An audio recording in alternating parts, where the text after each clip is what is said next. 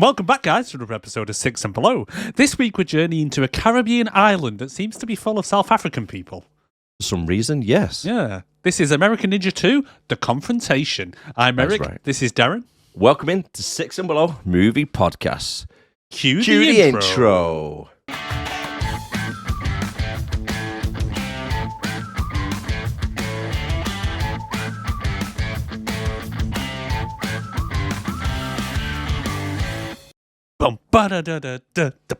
I mean, if it drinks so many different type of products, showing them, we might get a sponsor one day. Yes. Dr.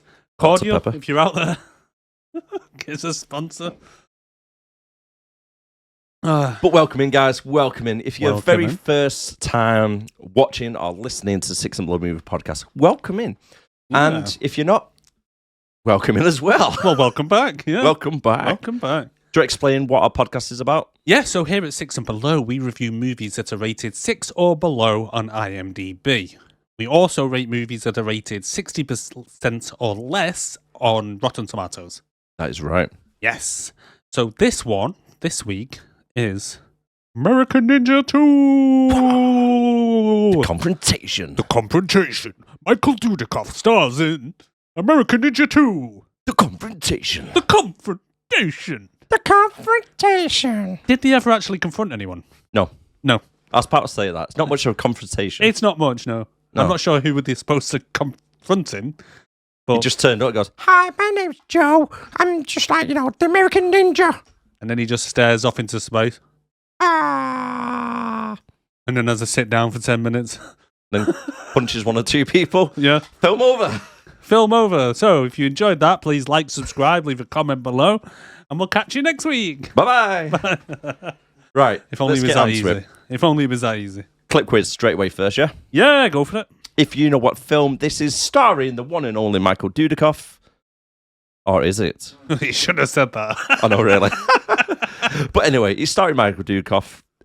Let's be honest with you. He's got a long, long list of films. Yes. I've never heard of him before American Ninja 1, which is a funny episode that we covered, so go watch that. Yeah. But if you could guess what film this is, let us know down below. Don't cheat, because we'll tell you at the end, so don't fast forward it. Yeah, Yeah, you just got to ruin it for yourself. you will. That's it.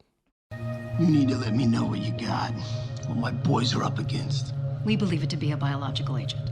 A few years ago, we picked up some chatter about a virus that could potentially weaponize a human.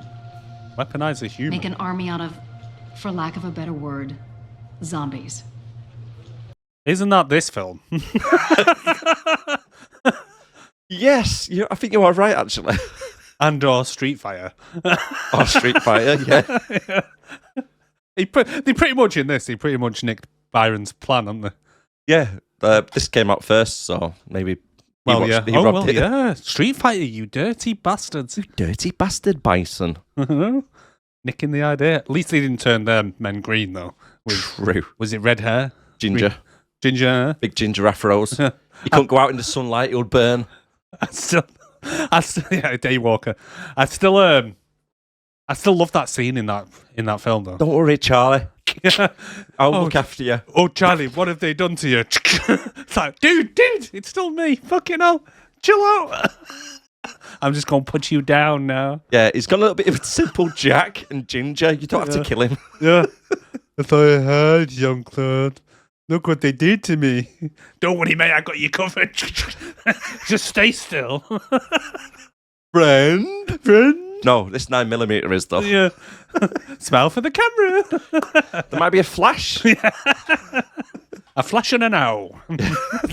That's knowing you, mate. Yeah. Good friends. Have you seen any good films lately? Or any in general? No. Other than watching this, I've not really watched a film this week. Oh, What about yourself? Anything good? Watch 2. Oh, he's doubled up again. Yeah, 1 good, 1 not good. Was this one of them?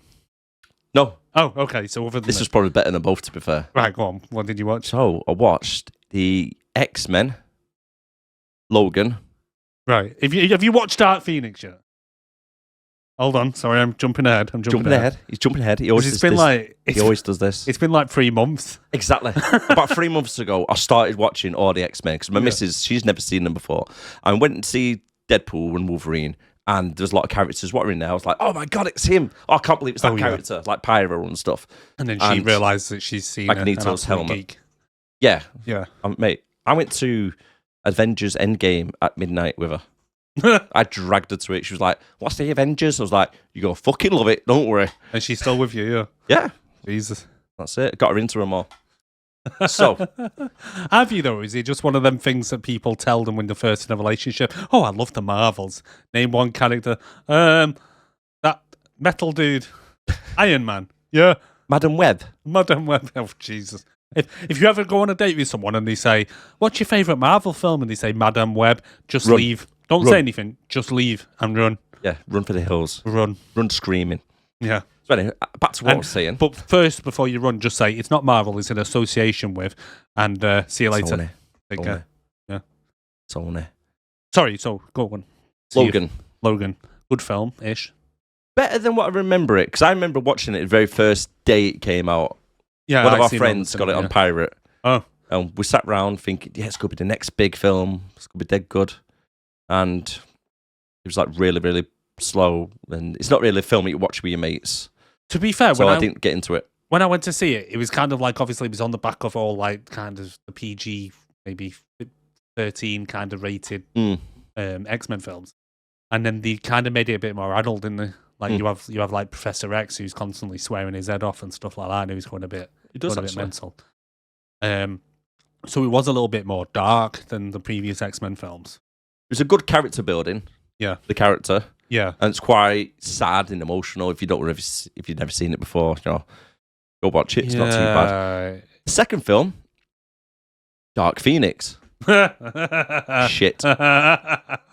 Sophie Turner is an awful actress. And she's the lead actress.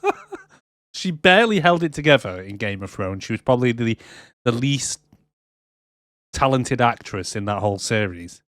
And the only reason they didn't replace her is because she'd done it from a kid. Well, yeah. They thought, oh, well, don't worry. It'll be like the Harry Potter kids. They'll grow into it. Yeah. No, she never. Maisie Williams did. She never. No. I mean, yeah.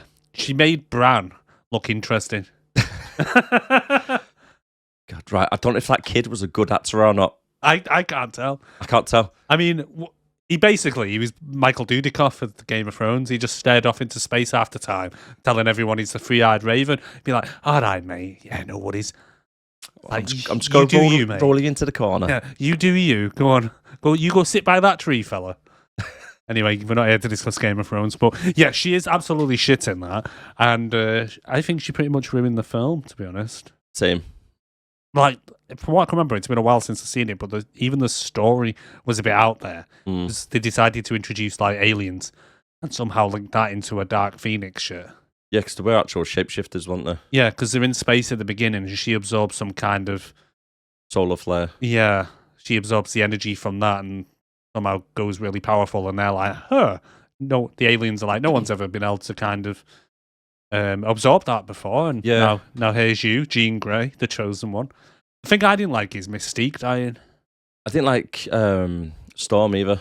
Yeah. That actress, don't think she's good. Yeah, she wasn't the best. Yeah, she's a bit whiny. I mean, when you're coming off the back of Halle Berry. Yeah. But when Mystique dies as well, I thought, what a shit way to get rid of her in this series. Yeah, Sansa Stark having a meltdown. I mean, get away from there. Yeah, get rid of fucking Sansa Stark, keep Jennifer Lawrence. What were they thinking, anyway? Talking about Mystique. Yeah, go on. What did they do with her hair? She's always been ginger for it all. Yeah. And that one, she was like bright neon red. Like, that's your hair, love. Maybe she can choose the colour and that's just what she goes with. Nah, I think it was shit costume design. You reckon? Yeah. Probably. Yeah, I reckon so. Aye, right. We'll get into this film? Yeah, so... Titles. Released in 1987. Yes. Runtime 1 hour and 30 minutes. IMDb rating 4.9. Is this a 4.9? 4.9. Oh, it was higher than that. No, 4.9. For some reason I had 5.6 in my head. No. Oh, okay. Out of 51 films that we've done. 51 already. Wow. Oh, 50. Because we've done 50th episode. That doesn't really count. Yeah. Aquaman was episode 50. Yeah, 49. So, anyway, 49. Yeah. This is technically the 50th film we've reviewed. Yeah. Yeah, go on. 44. No, 43. Right. It's ranked 43. Out of the ones we've done? Yep. How does that work? It's higher than Expendables 4. Right. Texas Chainsaw. Junior. Maximum Conviction. Oh, that's next week's, actually. What was Expendables 4? 4.7. Was it? Yeah. Down at the bottom, way down at the bottom, we've got Dragon Ball Evolution at 2.5. Madam Web at 4. Street Fighter 4. Why is Street Fighter at 4? That's harshly critics, that. Holy shit, Expendables is 4.8. Yeah. I thought it was higher than that. Oh my god! I've just realised. What? Samurai Cop has got a higher rating on IMDb than Street Fighter and Madam Web. Yeah, damn right. That is a better film. It's a lot better. Watch Samurai Cop. I love it. It's free on YouTube as well, so if you haven't watched it, why haven't you watched it? It's great for shits and giggles. Mate, it's literally the worst but best film ever. Yes. You need to get it watched. Go turn this off now. Go and watch it on YouTube. Then come back. And then come back, obviously. Yeah. Yeah. Okay, Metacritic 39. Amazon star rating 4.5. Of course. Rotten Tomatoes. Yep. No score for it on critics, but it has got 2 reviews. Oh, okay. So it's grayed out, but it doesn't say 0. Okay. Let me guess. 99%. Audience. Yeah. 40. Right. 2 reviews on critic? Yeah. Oh, I thought you meant 2 reviews on audience. No, sorry, yeah. 40% on audience. Oh, right, okay. Budget, Yeah. 350 grand. I thought if you said million, then I was going to throw something at you. CGI, mate. CGI. CGI. It was all special green effects. screen. It's all that green screen. It is. However, it's a lot lower budget than what the first one was, because the budget for the first film was 1 million. Oh, shit. And the box office gross was 4 million. Right. So it made a bit of money. Yeah. Other top grossing films of 1987. Yep. Number 1, Three Men and a Baby, 167 million. Yeah. Fatal Attraction, 156 million. Yep. Beverly Hills Cop 2, 1987. Yeah. Wow. Mate, the first one came out in like 84 or something. It's mad, you know. It's like Indiana Jones, like early 80s or something. yeah. It comes out. Yeah, I remember that in my head. I'm thinking it's like 97 or something when they come out. Weird. Mandela effect, I think. This movie was ranked 120th out of the top 200. It's higher grossing than the following films: The Monster Squid. The Monster Squid. Yep. Is that like the 80s version of the Meg? Well, it's a squid instead of a shark. Yeah. Well, no, but you know what I mean. Yeah. An oversized sea animal. Yeah. When was Jaws? Oh, that was 70s, wasn't it? It would have been actually, wouldn't it? Damn, feeling really old now. Number 2, it beat was Garbage Pail Kids. Garbage Pail Kids. That might be on our list. 1975 was Jaws. Was it? Yeah. Wow. Garbage Pail Kids. And China Girl. China Girl. Never heard of. I've heard of the Garbage Pail Kids. Didn't know it was a film. I don't know where I've heard of it, but for some reason I've recognised the name. Right. When we was kids in the 80s, growing up, right? Yeah. Late 80s, so like 89 or early 90s, right? I remember there was a TV show, and I remember toys coming out for the Garbage Pail Kids. And the Cabbage Patch Kids. Yeah. And they're like ugly, weird, freaky looking fetus babies. I'll put up an image here, but let me have a quick look. Garbage Pail Kids. Wow, that's disturbing. What they look like. Yeah, they're like little freaky things, aren't they? Yeah, they're like big cheek fucking freaky things. Is there one of them that's got like a hair up in on the top of the head? This one's just got, for some reason, a nuclear bomb coming out of its head. Anyway, Garbage Pail Kids, eh? Well, at least I know it beat Garbage Pail Kids, so that's a load off. Yeah, I remember them toys. Yeah. The cartoons. Yeah. That's weird. Got to give us your information? Yeah, so This was directed by Sam Fistenberg. It's actually Furstenberg, but for some reason, whenever I read it, it's Fistenberg. So he is known for the first American Ninja, obviously. Mm-hmm. Yeah, so we've come across him before. Revenge of the Ninja, Tropical Heat TV series, which ran from 1992, and he did 6 episodes of that. He did Cyborg Cop 2, and then this one that I completely forgot about, which was the Interplanetary Surplus Male and the Amazon Women of Outer Space. It's him. Yeah. I remember talking about that last time. Yeah, in American Ninja, yeah. So that's from 2003, which has a whopping rating of 3.9, and I'm pretty sure it's not a porno. I don't think it is it? I don't think it's a porno, but it sounds like a porno. Have you not looked at it yet? I've not, no. I thought you were going to purchase it. I completely forgot about it after we did the last film. So, writers-wise, we have Avi Kleinberger. So he was a writer on the original American Ninja, and he was also a writer on POW The Escape from 1986. We've got Gideon Amir, who, again, writer on a first American Ninja, and then he also did POW The Escape in 1986. Okay. And then we have a chap called Gary Conway.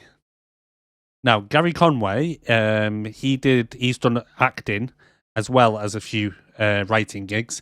So he is known writing-wise for Over the Top in 1987, American Ninja 3, Blood Hunt in 1989, and Woman's Story in 2000.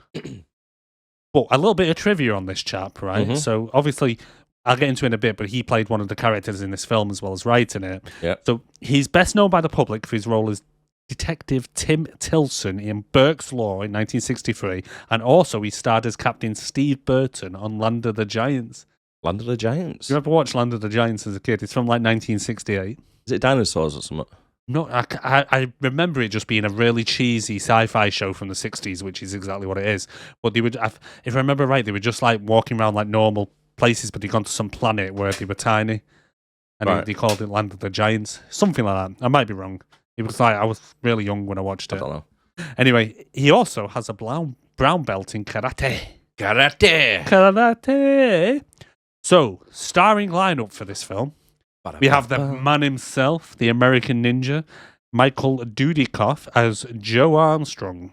Captain Joe Armstrong. Captain Joe Armstrong. Here's one for you. Did Joe have a surname in the original? Yeah. Did he? Because I'm pretty sure they didn't know who he was, where he came from, or whatever. And they only ever... I looked at IMDb and he's only credited as Joe. Yeah, it's Joe Armstrong. I know he's Joe Armstrong now, but was he in... I can't remember. Yeah, in the first one. But like you say, it doesn't make sense though, because he was found as a baby. Do you think all he could say was, Armstrong? My arms are strong. They're like, oh, Joe Armstrong. There we But he go. got raised in a jungle. Yeah, he did, yeah. By some creepy old perverted Japanese man who kidnapped him from a building site for some reason. We see him in this again, don't we? We do, yeah. We get a little flashback to it. So, Michael Dudikoff, he's got 61 acting credits on IMDb. He was in 2 episodes of Happy Days in the 70s. Was it? Yeah. He was in Tron, the original 1982, as Conscript Number 2. Oh, okay. Yeah. He also was in Bachelor Party in 1984 as Rico. Obviously, American Ninja as Joe. He was in Platoon Leader in 1989 as Lieutenant Jeff Knight. He played Joe again in American Ninja 4. He skipped the third one for some reason. He did. And then he was in Cobra from 1993 to 1994 as Rober Scandal Jackson, and he was in 22 episodes of that. All right. Black Thunder 1998 as Vince Connors, and his most recent work was in Trailblazers in 2022 as a chap called Matthew. Oh, Just Matthew. Just Matthew. That's all he was credited as. Matthew. Trailblazers, Matthew. I don't know why they just didn't call him Michael, to be fair. Yeah, true. You may as well. Any more films, since you've pretty much gone through his whole backlog? Well, no, as I mentioned, there were 61, so I just picked out some that kind of stood out from the crowd. Yeah, okay, a little bit. okay. Yeah. So, trivia-wise, Okay. so he's trained in Brazilian Jiu-Jitsu, which I think he must have done in between American Ninja and American Ninja 2, because Definitely. he did actually look like he knew how to kind of kick and throw a punch and maybe I wouldn't call him a full ninja, but I'd call him, I don't know, a white belt, competent. I mean, yeah, he's done a lot more. Same with Jackson as well. Both of them looked a little bit more. They gelled a little bit better. Yeah. So on the first one, they didn't get on with each other. There was a bit of tension between them both. Yeah, because it says that he worked closely with fellow martial arts actor Steve James, his co-star from Avenging Force and the American Ninja series. Mm-hmm. He had no martial arts experience prior to filming American Ninja, but intense training with karate champion and fight choreographer Mike Stone, along with his natural athleticism, allowed him to quickly adapt. Oh, yeah. Okay. Because I remember right from the first one, I think they cast him purely on his smouldering look, because I think one of the casting agents thought he had like the look of a young James Dean. I believe so. But it was just autism. It was. It was. Especially when he looks at his knife, he's like, oh, the blade. He is, yeah, when he's like, oh, hello. He pulls out his little handy knife in this one, doesn't he? At one He point. does. His passion is designing homes, particularly ranch style. His fifth home was called Duda Rosa. He also delves into bronze sculpting. Okay. Just in case you were wondering what he does in his spare time. Yeah. I personally want to visit the Duda Rosa. I do actually know. Yeah. It's a ranch. Yeah. The Duda Rosa Ranch. And with Michael Dudikoff. Do you reckon it's one of them like cult ranches? Possibly. There's a lot of them in America. Imagine if you went there and he was full of ninjas in the black pajamas. And he was... yeah. And he just comes out every now and then in a ninja costume like, someone make me a brew. You do some flips. Yeah. Do Get over there, get a kettle on and go. Just every now and then he just comes out and kills a bunch of them. No, you're not ready yet. Get back to work. Then we got Steve James as Curtis Jackson, also known as 50 Cent. Jackson. He has 52 acting credits, which unfortunately was cut short because he died in 1993 at the age of 41. Mm. But before he died, some of the films he was in The Warriors as Baseball Fury in 1979, obviously American Ninja. To Live and Die in LA as Jeff Rice, which actually has a 7.3 on IMDb. Okay. 1985. He appeared in Moonlighting in 1986 as Mohammed Boogaloo Brown for one episode. And Moonlighting, if you don't know, is the series that made Bruce Willis famous. Oh, was it? Yeah, he was in that with, I think it was Sybil Shepherd. And I think he was originally like a comedy actor. Yeah. Yeah, so he appeared in that. He was in American Ninja 3 Blood Hunt. He was at Weekend at Bernie's 2, which I didn't realise they made a second one of this. No, I didn't either. 1993 as Henry. His final film was a film called Mantis, or Mantis, as Anton Pike. It was a TV movie in 1994. Unfortunately, like we say, he did die. I think it was of cancer. I think it was, yeah. And was he in Delta Force or something? I'm not sure, to be honest. He's practiced in, I'm not going to be able to pronounce this properly, Fu Jiao Pai, Tiger Claw Kung Fu. Oh, yeah, that one, yeah. Yeah, that one. You know, that well-known Kung Fu. Tiger Claw. Tiger Claw. It's in brackets as well, Tiger Claw. But eulogies at James's memorial were delivered by the legendary Sidney Poitier, for whom Steve's wife worked. Sorry, not Steve. His father, Hubie James, his wife, Christine Pan James, and his best friend, John A. Gallagher, and his fellow martial arts actor, Michael Dudikoff, attended. And Michael Dudikoff was actually a pallbearer at his funeral. Oh, was it? Which was a bit sad, yeah. Yeah, I believe they became really good friends after this one. Yeah, because I think they had a bit of animosity. In the first one, they didn't really like each other. I think it was something to do with because Steve James knew martial arts, and obviously Dudikoff didn't. And I think he was a bit pissed off. Yeah, I believe there was a story behind that, yeah. Yeah. So we have Larry Poindexter, which is probably the geekiest name I've ever heard in my life. Poindexter. As Charlie. Now, he's got 170 acting credits. What? 170. I mean, mainly I'm not gonna TV lie. work. I did recognise him, but I don't know where from. Yeah, I've recognised him. He's been in mainly TV works. He seems to appear in like a couple of episodes and sods off. But he's been in the main one he was in a TV series in 1986 called Santa Barbara, where he played a chap called Justin Moore. And he was in 23 episodes of that. But then since then, he was in Melrose Place for 2 episodes. He was in Friends for 1 episode as Fireman Dave. Oh, yeah. He was in Lois and Clark Superman as Dr. Maxwell Dexter for 2 episodes. He was actually in the film SWAT. Remember from 2003? Remember that? Michelle Rodriguez. Yeah. And He played Captain Thomas Fuller in that. Oh, okay. Might be there that we recognise him from, to be honest. Mm. He did 12 episodes of General Hospital in the US as Dr. Stanley Thatcher. He was in a film called 17 Again. I think that's got Zac Efron and Matthew Perry in it. Yeah. As Dean. Most recent, he was in 911 as Maxwell Fulton for 1 episode. So he's just does basically, I think he just hangs around TV studio lots and just says, "Can I have a part?" There's literally 170 of them. It seems like he didn't catch a break. No. Well, it's quite a shame, really, because I don't think he was too bad. He wasn't too bad. No. Especially with this being 87, so it was really early work. Yeah. Yeah, I've seen worse. I definitely have. But he has appeared in 3 films with American Ninja Michael Dudikoff, including American Ninja 2, obviously, Strategic Command, and Stranded. So he's a triple Dudikoffer. He is? Yeah. And then we come to Gary Conway, who I mentioned earlier is one of the writers in this. The Lion. The Lion. So he plays the Lion. He has 29 acting credits going as far back to the 60s. As I mentioned, he was in something called Burke's Law for 64 episodes. He was in Land of the Giants. He was in The Farmer in 1977. And then most recent, he was in a film called Woman's Story in 2000 as David Merritt. That has a 7.9 on IMDb, and I've never heard of it. Never heard of it. 7.9, Woman's Story. That's quite a good Rating. ranking, that. Yeah. Never heard of it. Nope.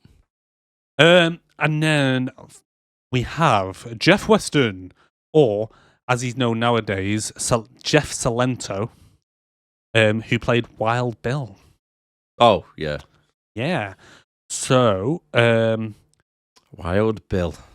This was his first film after starring in mainly just TV work. You can tell. He'd done 1 episode of Magnum Pie in 84.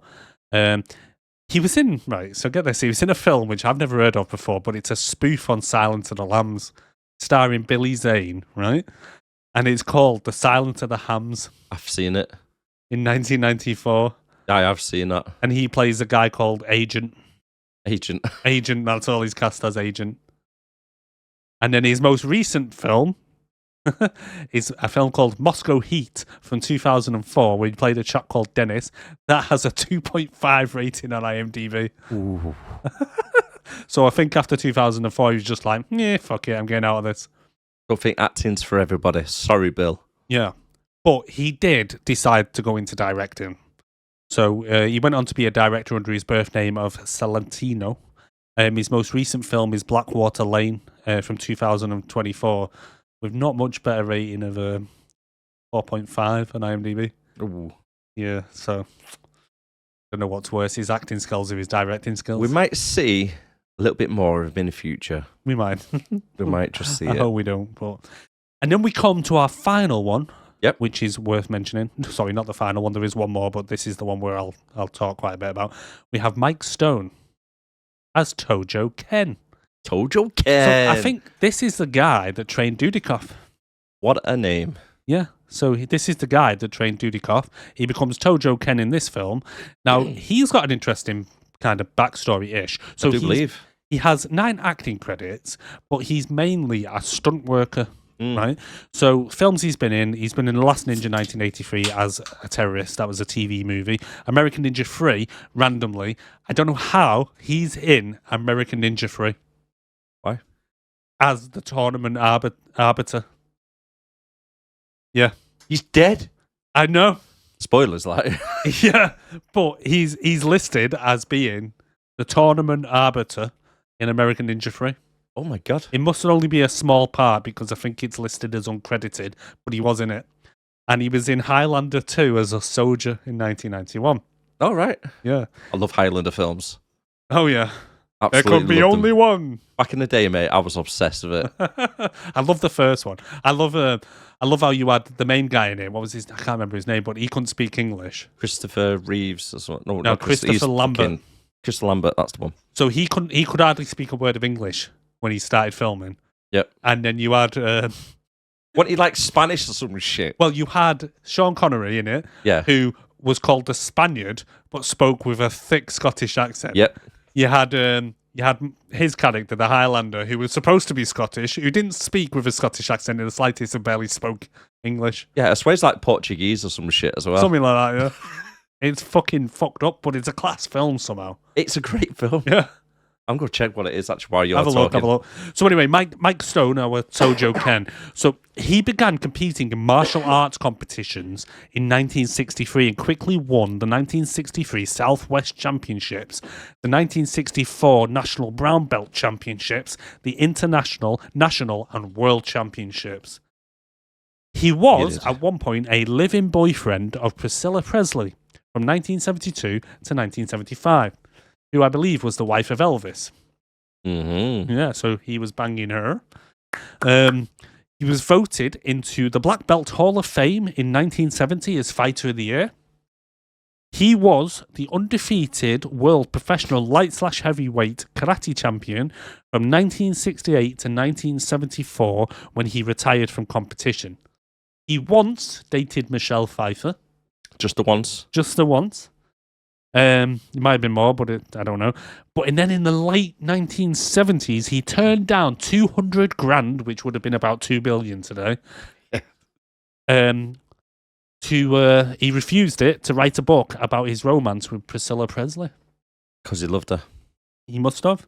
Can't put a price on love. I mean, I'm not being funny. She seduced Elvis. Isn't she the one where like Elvis first met her when she was like 13 or something? I think so, yeah. I think he was a bit noncy, allegedly. I think it was a little bit Yeah. of grey area. It was a bit grey. And then finally, Yep. as I mentioned, we had Michelle Boats, who plays Alicia Stanbourne. She has 25 acting credits. Most recently, Legacy. She was in Art Series, which I've never heard of it, but it runs from 2020 to 2023. She played Angelique Price for 348 episodes. Film called Legacy. And spoiler alert, she's from Cape Town in South Africa. Really? Really? I couldn't tell with the I would accent. never have guessed. Every single one of them. Yeah. They didn't try to hide the accent, did they? They did not, no. Okay, talk about Considering it's Highlander. supposed to be a Caribbean island as well. There weren't many. There's a lot of white people. Yes. With South African accents. With that South African accent. Really yeah. thick But even, well, to South be fair, African even for accents. South Africa, there was a lot of white people. True. Yeah. Anyway, Highlander, yeah, go on. 7. Yeah, I'm not surprised, mate. Classic. Class film. Highlander 2, it's 4.2. Jesus. I'm going to stick that on our list. Is that the one where he's in the future? I think it was, Is yeah. that the one with the dome over the city because of the ozone layer or something? Or am I making that shit up? I think you're seeing into the future, mate, with Klaus Schwab and fucking Bill Gates. Yeah. We must stay green, people. We must take the green. But yeah, you're right, actually. Yeah, it's some dodgy CGI looking on the trailer of it. However, there's another one in 2007, Is there? Highlander, The Source, and it's... No, that's not what I was looking at. Wasn't there a TV series for a bit of The Highlander? Yeah, there was, yeah. That was terrible. I seen one a minute ago. Fucking, I'm sure it was Henry Cavill. Henry Cavill. Yeah, Highlander, Henry Cavill. As in, like, Superman. Yeah. Henry Cavill. As in, the Cavalrine. Ooh. What? Are they remaking it? I think they might be doing a remake. Are they? Yeah. An immortal Scottish swordsman faces off with other immortal warriors in order to obtain the coveted ability. Jesus. Oh, there's no ratings on it or anything. Or no date. Holy shit, so it must still be in production then, yeah? Heard it here first. Oh, new That- Highlander coming, guys. Jesus. That will be good. It'll either be really good or really shit. No, I think it'll be good, mate. I think we Cavill in it. Yeah. Yeah, big fan of him. Yeah. And I reckon his character would probably be closely resembling The Witcher. Right. You know, the way he plays him. He does play The Witcher well. Yeah. Am I right in thinking that they replaced him as The Witcher? Yeah, they have. With... Who did they replace him with? The guy from Don't say Independence Day. Independence Day. Oh, I had a horrible feeling that was the case. The younger, shittier brother of Thor. Hemsworth. Yeah. I think it is him, yeah. Oh my god. I'm glad I stopped watching anyway before that shit happened. Any general notes, mate? I've got a few. Go on. Okay. So, my first one was going to be about Joe's surname, but we covered that. Hemsworth. I've got a little bit of trivia about the film. So, in an online documentary for this movie, Michael Dudikoff recalled that when it came for him and Steve James to jump off the large boulder at the end of the beach fight scene, James quickly turned around and whispered to Dudikoff that he didn't know how to swim. Dudikoff then told him that it was a serious problem and shouted to the crew to halt filming. They then brought on James's stunt double to do the jump. And then he also whispered in Michael Dudikoff's ear that, I can't swim either, mate. James then ended up doing the jump himself, with Dudikoff promising that when they hit the water, he would grab James and pull him up to the surface. I mean, there's a stereotypical thing there. I wasn't going to say Underline it. Hey, they admit it themselves. Yeah. I can't swim. Get your stunt double. It's all right, mate. I can't swim either, mate. Yeah. We're supposed to be in a Caribbean island. Do you not think at some point we're going to be swimming? Well, to be fair, in the film, I'm pretty sure they jumped onto a boat. But are you telling me that was fake? That was about knee height, shallow depth. They're not going to swim in that, are they? No, but they jump off the boulder into the boat. They don't actually jump into the water. Oh, don't they? No. I can't remember that bit. Mate, we're supposed to be reviewing this in a minute. Anyway, prior to the film's release in 1987, several cuts had to be made in order to receive its R rating due to excessive close-ups in various fight scenes. This was going to get an R rating. How? I don't know. The only bit of blood I see is when he wipes it off at the end. Yeah, exactly. The mad thing is, as well, is when I watched this on our MGM account, I think it's listed as an 18 on there. Number one was as well. Was it? Yeah, the first one was an 18. How is this an 18? I think they just never got around to reclassifying it, so they have to still put it on as an 18. It's silly. It is stupid. It's silly. There's no blood. People get stabbed, and it's just literally pokes them on the chest and comes off. Yeah, people get stabbed just for the sword touching them in after scenes. Anyway, I don't know. Well, I know who wrote this, but I don't know who came up with the characters' names, because two of them, one of them is a guy called Tommy Taylor, and another one is a guy called Charlie Farley. Marvel. Bloody daft. They're trying to do it. Bruce Banner. Bruce Banner, yeah. And then the other one is just mainly about the lion and his guards and so on. So he has all these guards and ninjas. If you ever, people out there, if you ever become an evil dictator and you decide to take over an island to do like weird research and shit, maybe not have all your guards wearing face coverings all the time so you can't tell who each of them are, because it's so easy to fricking infiltrate. Very ridiculous. All you have to do is turn up in your black pajamas and put a t-shirt on your head and you can walk straight in. Pretty much. It's a stupid idea. There's no ID passes, is there? There's no ID, there's no nothing. And then they're just walking around like everyone else, even though, like, obviously, we'll get to it later on, she's like 2 foot shorter than everyone or every other ninja. Yeah, definitely. No one sees. I've never seen that small one before. What they could have done, at least, minimal, is have a little tattoo on the wrist. Minimal. Or minimal. Just say, while you're in the compound, no masks, please. Yeah. Something. Or something. Or ID badges, or just wear your civvy clothes. Okay, I've got a couple of movie errors.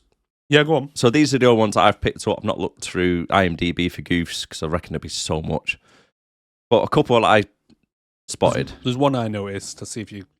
Okay, so because you're doing the editing for this one, at 31 minutes and 48 seconds, the police captain puts his hat on twice whilst leaving the room. Oh, does he? Yeah. Puts his hat on, turns around to him, says something, then cuts back to him, putting his hat on, walking out the door. Oh, okay. Yeah.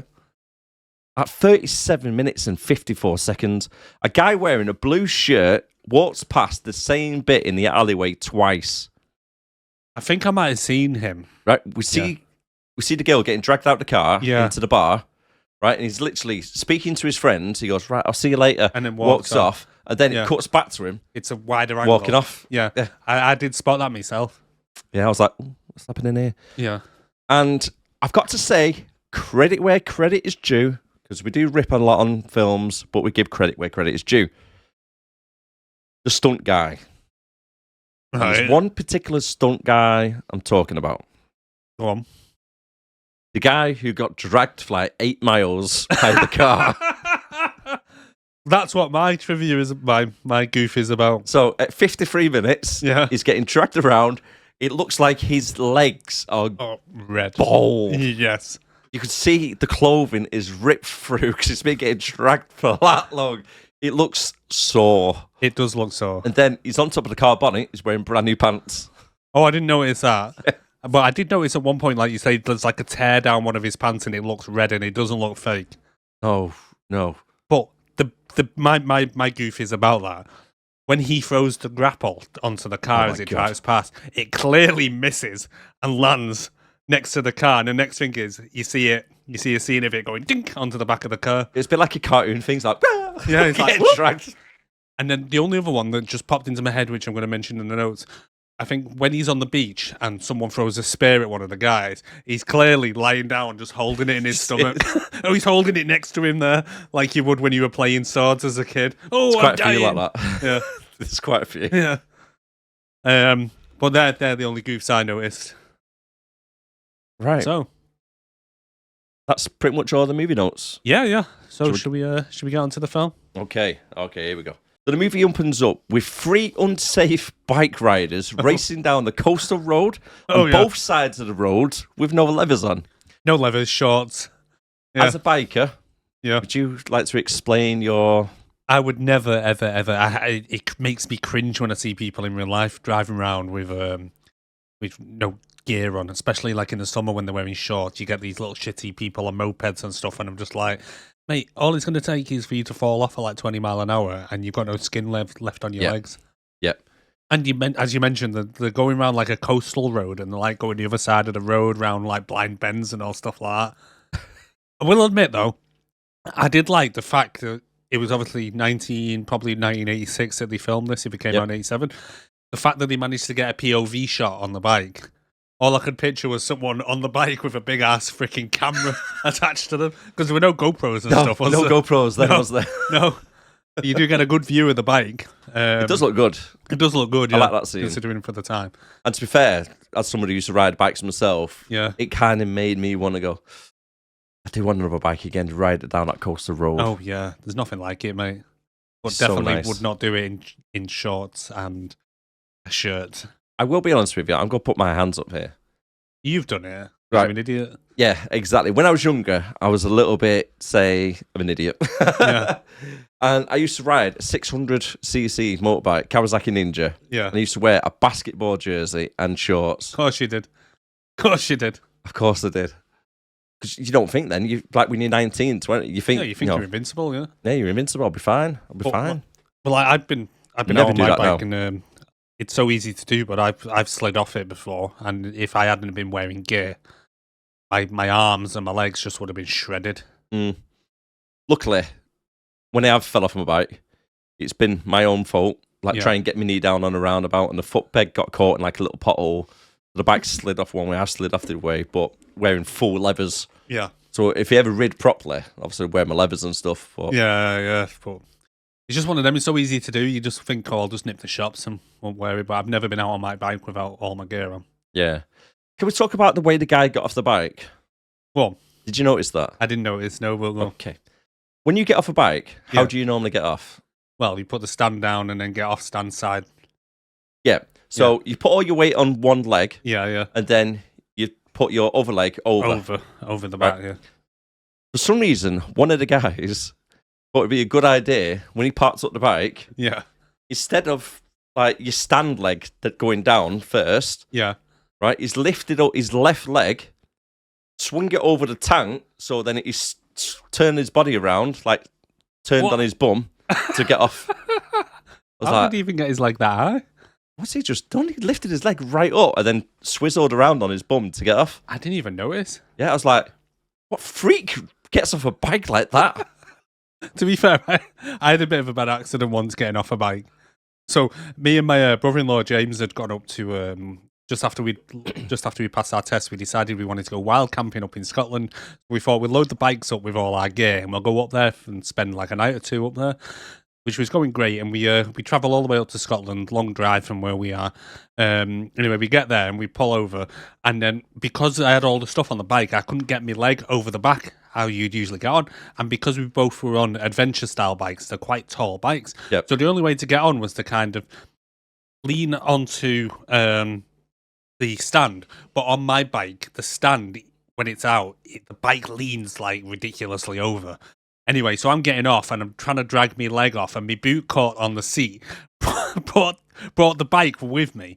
But the way James had parked was literally right next to me, so I ended up falling into him, being sandwiched between him and my bike. And to top it all off, we were right in front of a pub, right in front of the window, with everyone inside watching, and I'm there sandwiched between him and my bike, trying to push it back. At the same time, my boots caught on there, and I just look like an absolute tit. And he's just going, "What are you doing? What are you doing?" And I'm like, "I don't know." So I've got funny stories as well, similar. Yeah, go on. So, in a rush, Yeah. wearing shorts and a vest at the time, Yeah. as you do on a bike. Don't recommend doing it now. And I was getting off the bike, and I thought the peg was down. So as I've put the weight off, the bike has gone like towards on my leg. Yeah. But my right-hand side leg had flung up, landed on the exhaust, Oh. which was red hot. So my leg's melting whilst I'm trying to pull the bike back up. I had to go to A&E later that night because it was just my like a big God. burn in my leg. Yeah, I'm not surprised. That's Right another above reason my you ankle. shouldn't wear shorts on a bike. Yeah, right above my ankle on there. I've still got the scar. Jesus Christ. And then another time, God. right, wasn't my fault this time. Right. Right, wasn't my fault. We always have that one rider, don't you, in a group what can't really ride. Yeah. Okay, Called, I'm going name and called shame. Eric. Danny. Right. Right. So when we was younger, I had my 600 at a time, and I was 20 or something. And some of your mates, it was I love how you're admitting that like you'd ride in a 600 when you were 20, even though in the UK you're not allowed to ride a 600 motorbike at you're like 21, 22 or something. Anyway, go on. Actually, I might be in my Aprilia this. Oh, No, did you have an My RS? Aprilia, my RS. Yeah. So I was even younger, so I was about 17, 18. Would you have a 125? 125 sports tuned. Right. That done 120 mile an hour. Oh, I bet, yeah. I remember my mate had a Aprilia RS50 that he had it de-restricted, and that did about 70, 80. That's what it was like, the restricted sport tunes 50 as well. cc, yeah. So in town, pulled up, showing off to all the girls because I've got this like nice little sports bike. Yeah. One guy in front of me, I can't remember who he was on one bike. I was on my bike. Put my feet down. Yeah, one. Yeah. So the bike's just balancing in between my legs. Yeah, yeah. Next minute, there's a bang. My bike has gone flying out from underneath my legs on its side. I'm stood up going, what the fuck's just happened? I've turned around, my mate Danny, right, because he wasn't looking, he's smashed into the back of my bike, which pushed it forward, and he's on the floor, rolling around, trapped underneath his bike. I was like, you dick. Needless to say, the birds weren't impressed. No. Didn't get laid that night. Nope. Oh, Jesus. Right, back to the film anyway. Well, yeah, they arrive outside the bar. What's it called? The blind beggar. Yeah. So the blind beggar, they are met with some trouble. Yeah, so there's a couple of goons outside as they walk in. So these three guys walk into the bar, and it's almost like a bit of a joke, isn't it? Three Marines walk into a bar. And Can we just describe the trouble that turned up? They're Yeah, so- hillbilly bikers. they're like hillbilly people. They walk into the bar after them, and one of them, the main guy, looks like he's not changed his top in a week, and he's got his dinner all down the front of it. They look like a cross between hillbillies and the homeless. Yes. He's actually wearing a dirty denim jacket, Yeah. a white dirty shirt underneath that with army camel pants. Who the hell did the costumes for I this? don't know. There was a couple of them like wearing camo gear and all this stuff. Yeah. And it looked like they've been working in a garage or something in the cars, like car mechanics. Yeah, they were like filthy, 6 weren't weeks they? overalls. Yeah. Filthy, scruffy. Absolutely filthy. But then we find out, like I say, that they're Marines. And then one of them starts, like, causing trouble, one of these hillbilly guys. And then, on my first watch, I thought, this is random as hell, because, like, one of the main Marine guys just stands up, goes and randomly hides in the corner behind, like, a little pillar, and he's just kind of peeping out from it. And I'm like, what is this guy doing? Is he just, like, a pussy or what? Yeah. And then, while his other two mates are being, like, trying to take on the rest of this little hillbilly, like, mechanic / hobo gang. Yeah. One got knocked out Yeah. by the big guy. He just literally tapped him on the chest with his palm of his hand. Yeah. He goes flying across the bar and on the floor, knocked out. Like, huh? The black guy, to be fair, held his own for a little bit. Yeah, he did. He was fighting them off. He got a few punches in. Yeah, they were massive open punches. Oh my God. But yeah, you could have dodged them so easily. They were so slow and so wide. I counted it 7 seconds for a punch to wind back and come forward. 1, 2, 3, 4, 5, 6, 7. It's like 4 seconds going 4 forward. seconds we're going for. Jesus. It's almost like, right? It's almost like the fight scenes in this, that they kind of did them slow, expecting that in like maybe the edit they were going to speed them up a bit, and they just forgot. Because See, they for are that- so... Or to try and make it seem like the powerful, like slow and hard. But even so, I I mean, know. a blind beggar could have literally dodged them. Yes. But then, did you notice? And I know it's you that usually notices the music, but the music in this film was so annoying. It was getting on my tits. I didn't mind it too much. It was like porno music. No, it kind of reminded me more of like the old Atari games, the car racing. Yeah, it was like a cross between that and porno music. It was just like proper horrible. Just it was really some scenes, and sometimes the music was just a bit too loud for the dialogue that was It going. was a little bit, yeah. It was really doing my head in. And the music in this is, I just put music is annoying as fuck. But then all of a sudden, the main guy with his dinner down his top goes to a door that's at the back of the bar, opens the door, So random. and what walks out, Darren? 2 ninjas. 2 ninjas in full ninja gear, like if you're watching on YouTube or Spotify, like behind us. This is what the bad guys wear constantly. Full ninja gear. Just Yeah. random as hell. Just ninjas. They come out, carry the bodies away. They do. And the guy who's hiding looks to me like he's a weasel / ferret. Yes, definitely. Taylor, his name is. Yeah, Taylor. So he's Tommy Taylor. Tommy bloody Taylor. So yeah, so it turns out that he's in on it. So he's not just hiding because he's a pussy. He's hiding because It's a setup. it's a setup. Yeah. Yeah. They're nicking the Marines for some reason. And where did everybody in the bar go? I don't know. Because it was full when they walked Walked in. in. Because one of the guys goes, "Oh, this is a great bar, this. Look how hot everybody is. Oh, do you It's a really? shithole. You're even whistling like Frankoff Samurai Cop as they walk in. Non-stop, Oh. mate. It was- But yeah, as soon as they start fighting, mate, disappears. There's nobody around. No. But we see in the corner the little scrubber, Toto. little Toto hiding by now he must have got his acting lessons from Michael Dudikoff, because he's there in the corner behind the pinball machine. Somehow no one sees him, even though he's just stood there and he's Like a just going, meerkat. looking back and forth, all like just expressionless You know what he was waiting for, don't you? to be paid. For it to rain down in Africa. Dun, dun, dun, dun, dun, dun, dun. Because that kid's name is called Toto. Yeah. Oh. Oh, I giggled to myself when I wrote that. Ba-dum-bum. But this is one thing that gets me. So little Toto, the town scrubber, Yeah. he looks like a little scrubber. Right? He looks like a little trampy kid. He does. So he sees everything that happens.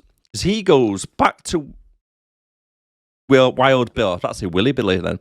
Wild Bill. And he says to him that these ninjas take away the bodies. Yeah, so he said giants in black suits Yeah. carried the bodies off. So why didn't he see Taylor hiding in the corner and then getting the whiskey off the guy? That is a good point. Because he would have said, I seen these guys these giants in black suits taking the Marines off. Taylor hid in the corner like a little bitch and then had a drink with the main guy afterwards. Yep. That seems a bit suspicious. Now, where's me $5? $5. The other $5. question. $5. Sucky. But the other question is as well, right? Yep. What happened to the motorbikes? Because I'm assuming Tommy Taylor didn't ride 3 of them back at the same time. No, but later on you see them back outside the embassy. Because Joe just ends up with one He does. at some point. Which are they like communal bikes or something? I think there must be. Help yourself. Yeah, just they do. Any vehicle in this, they just help themselves.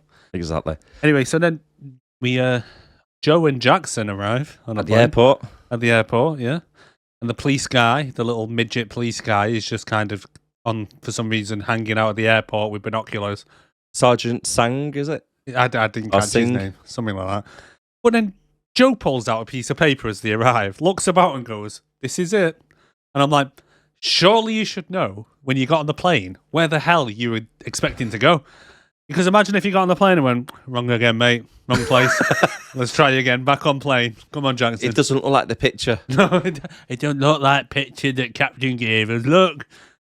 That's where Madam Web got it from. That's how Madam Web found where her mum was in the Amazon jungle by getting Polaroid pictures out every time going, "That's the same tree over there." Oh, look. Oh, no, that branch is slightly different. It's a bit longer now than it was in the 70s.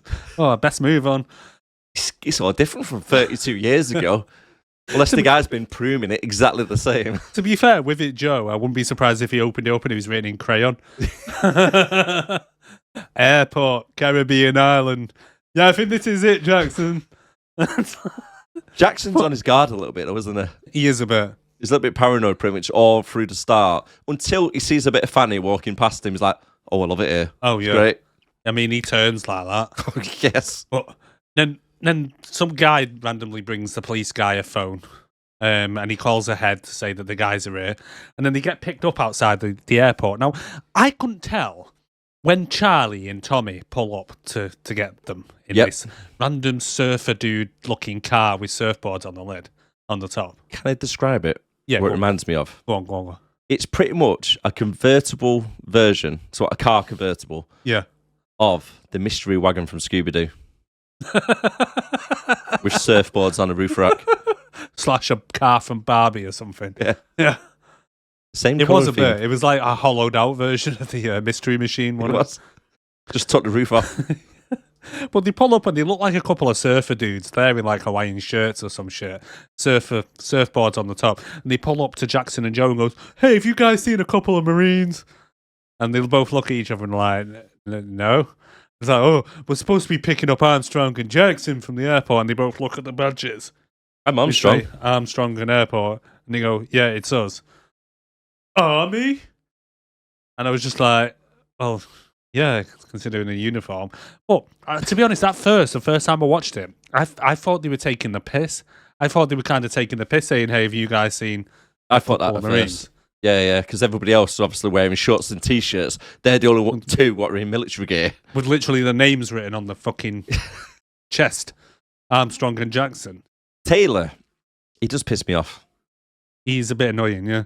He's like a little spoilt brat when he's sat in the car as well. He's like, fucking hell, army people. Ugh. Ooh, yeah, Rangers. Ooh. Yeah, it's a slimy fuck as well. He is, all the way through as well. Really didn't like him. So they journey to the base, and it turns out that they borrowed this surfer car from their commanding officer, Wild Bill. Wild Bill. Wild Bill. Reckon from his parties? Maybe. Like his wild parties or anything? His wild parties down I at think the, it's a bit crazy when he's down the range Maybe. shooting. Oh, no, because he didn't seem very wild to me. No. No. His acting was wild. Yeah, it was all over the place. But then it turns out that Wild Bill, for some reason, I don't even know why they mention it because it never comes up, don't know that they took his car. So I don't know why that was even in the script. And then this is where, like, Jackson, like you say, is still dead paranoid about being there. Don't know why, don't really want to be there and all stuff like that. Until, like you say, a bit of pussy walks past at the beach. Mm. And then Charlie's like, yeah, and then they even sunbathe naked. And it's like, calm down, mate. You've not seen a naked woman before. You get to see everything. It's You great. see everything, yeah. Well, it turns out when where they're working, instead of it being like a military base or anything, they're actual base on an embassy on this island. But it's literally on a cliff with its own private beach. It's like a frat house, isn't it? Yeah, literally like a frat house. You got people walking around with surfboards. You got birds half naked and stuff who were, presuming, locals. Mm. So did they just walk in and out the embassy? They must do. They really must do, because like they're supposed to be there guarding the embassy. Yeah, like you say, they let anyone come and go. But Joe's a bit of a killjoy because he's like, "Does anyone here actually work?" It's like, dude, chill the fuck out, man. But mate, enjoy the sun. I know, but it's like a party house. Even when they walk in and they meet with Wild Bill, he's in a Hawaiian shirt, just chilling out. But then Tommy's a bit off with them, isn't he? When they get there, they first get there. Tommy, the weasel guy from the beginning who hides in the corner. Oh, Taylor. Yeah. Tommy Taylor. Yeah. So Taylor, I'll just call him Taylor from now on. So Taylor's a bit off with them when they get there, and he just storms off as soon as they arrive. That's me. I don't get it. Why is it so hostile? I know. I don't. I think he's just because he's obviously their man on the inside, the bad guys, and I think he's just a bit broody about it, a bit pissed off. But then they meet little Toto, who offers to do anything for them for $5. Spit shine. Yeah. Actual says it. Spit shine. Yeah, he does. Well, I just thought that's a bit noncy. Don't be offering your services to Marines. Joe. To Joe, yeah. Well, let's be honest with you. Marines have got a bit of a reputation. Allegedly. Have they? Allegedly. Yeah. What else do you do in a submarine for 8 weeks at a time? I don't want Marines coming after me. Servicing potholes. Jesus. So Jackson explains that they're Rangers to the two guys at the door, randomly, for some reason. Yeah, for no reason. Yeah. They're just kind of like just trying to give expo dumps as they move along, in there, because they don't do what they do in films nowadays where they put it on the news. No, we're Rangers, We're Rangers. We're Rangers, just in case you didn't know. We're Army, Rangers, Airborne. And it's like, all right, mate. Chill out. So they meet Wild Bill, and he looks like he's just come from a beach or the gay bar. Yeah, either one of them. He could be the YMCA leader. He could. He fits right in, He could mate. literally be, what is it, the Village People? Yeah, that's the ones, yeah. He looks like the stereotypical 80s gay guy. If he had a leather, police officer hat and a vest, he would look identical to the guy from it. And arseless chaps. He never turned around. Eh? He never turned around. Oh, he didn't. Imagine if at the end of the film, just like in the post-credit cutscene, he turns around and he's got no... But he does look like he looks very stereotypical 80s homosexual. Yeah. He gives us a little bit of a briefing, doesn't he, about a couple of his men have gone missing in the past. Yeah. Like 2 at a bar, 2 from swimming. And then he asks Washington for help to locate his missing men. They're meant to be Marines. Can they not defend themselves and sort it out instead of contacting Washington? Well, that's it, because he's like, Marines guard embassies, not Rangers. And then he says that they have 20 Marines at the beach and at the base, and they try not to dress like Marines because left-wing elements stir up shit against them, is literally what he says. Yeah. Do you want to elaborate on that, mate? Because it's like, what? Left-wing what? Do what? You Marines? You're supposed to carry guns, yet don't carry any guns until right near the end. And I don't think there were any Army official guns either later. No. They were a little bit they definitely weren't, no. versatile. Yeah. They weren't M16s or anything, mate. One had cowboy guns. Jackson had an automatic shotgun. Shotgun, yeah. I thought it was a grenade launcher I thought it was a grenade launcher as well. It looked like a grenade launcher. I was like, what's he using there? But then this is where Wild Bill says, so the kid Toto that he met outside, he said this is what he mentions, that he was dragged off by 2 giants in black suits. But they find out that Taylor was the last to see them and kind of hints, well, he doesn't hint, but he says he's married to a local girl not long ago and he's been acting weird since. So he's like, oh, well, married life not suiting him, no. No. And then Charlie takes him to the room and invites him to go to water skiing. He does. Yeah. Did you clock on to what Wild Bill actually says to him? No. So he tells him about the black suits who came and taken the Marines away. Yeah. After a fight. He also states, I don't know who you are, what you are, or why you're here. Didn't you request the help? That's why they are there.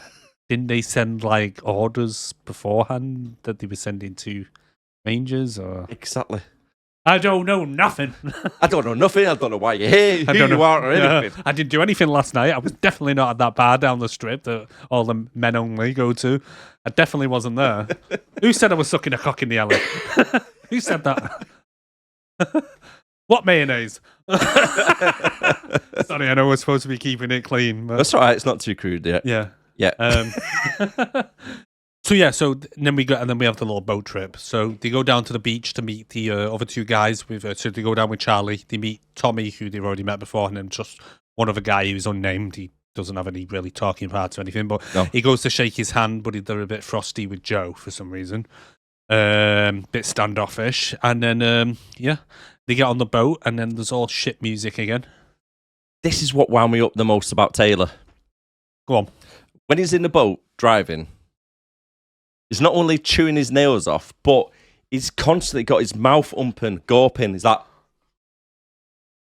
Yeah. That bit in the boat, though, when he's like... the director must have said, act nervous, so he's like... And he's like, no, act more nervous, so he's like, no, act more. And he's just literally there the whole time, just chewing on his finger, just like... And I'm just like, dude, what are you doing? At first, I thought he had something stuck in his teeth, and then I realised he was supposed to be betraying nervousness. How long were they in the boat for, by the way? Because they're meant to be going water skiing, which is literally, you get in the boat, there's the water, right? Yeah, if you're in the boat, your probably likelihood is you're already in the water. Yes, right? And the thing is, all the guys have fell asleep now at this point. Yeah. Well, Tommy suggested them, should we go to Mangrove Island, wall-to-wall babes?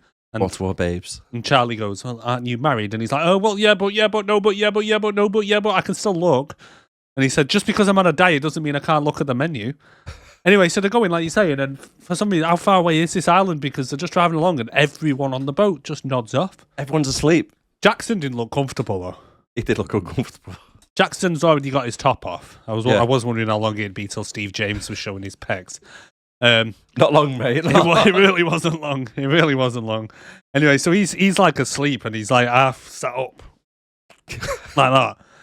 And then he starts, and then Taylor, whoever's Taylor, is chewing his finger off. And anyway, he gets to the knuckle, and then he goes, well, I've got a plan. He looks around, everyone's asleep, reaches underneath, which happens to have a wire just dangling right down underneath. Just dangling down. Just dangling. And he just goes, boom, engine cuts off. Joe wakes up. What the fuck was that? Oh, I don't know. Yeah. What's happened? I don't know. He's like, oh, the engine's gone off. Oh, there's a beach there. Joe, let's go over there towards that beach. What happens to be there? Oh, Jesus. So they pull up on this beach. We'll get to that in a sec. But they pull up on this beach and they're like, oh, I don't know what happened to the engine. It's playing up again. So they're like, oh, come on, we'll have a look at it. So they take the side of it and literally just look at it and go, oh, it looks fine to me. Oh, fuck it. Well, let's go for the swim. And it's like, hold on. Aren't you worried about getting back? It's like, you've not even like had a proper look at the engine. You just literally took the side off and gone, seems all right to me. Anyway, so they all decide to go for a swim. And they're like, come on, guys, let's go for a swim. Even Taylor's like, come on, taking his top off. Come on, boys, let's go. So they run off into the water. And they're like, come on, Joe, are you going to come? And he's like, no, I can't swim, can I? He's a bit suspicious, isn't it? He is a bit suspicious because he even says to Taylor when he's like chewing half his finger off, you all right, mate? And he's like, yeah, why do you say? What do you mean? What are you about, Joe? And he's just like, yeah, you just seem a little nervous, mate. Like, seem a bit out there, mate. Yeah, all right. Yeah. And then he says to Jackson, keep an eye on Taylor. He's a bit shifty, that one. Just a bit. Just a bit. You have to keep an eye on him because he might not be able to swim because of his nails. Are just there's nothing left. It's just bone on his fingers. Just nubbing his way through the water. But anyway, so then as soon as they go, Joe's like, right, detective mode. Joe gets on the boat and he's like fucking Rain Man, just spots the wire straight away. Straight to it. He just hops on the boat and he goes, wire.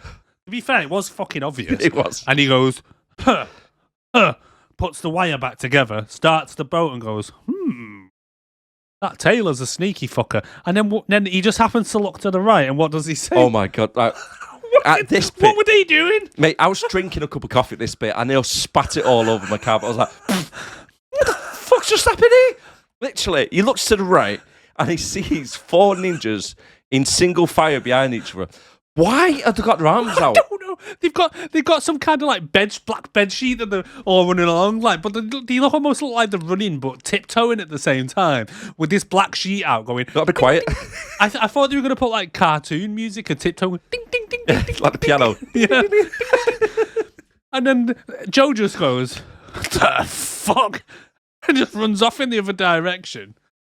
And it's just like, you'd just be like, what am I seeing? I wouldn't have gone anywhere. I'd have just been staring at them like, as they come up, and I'd be like, yeah, right, guys, can I help you?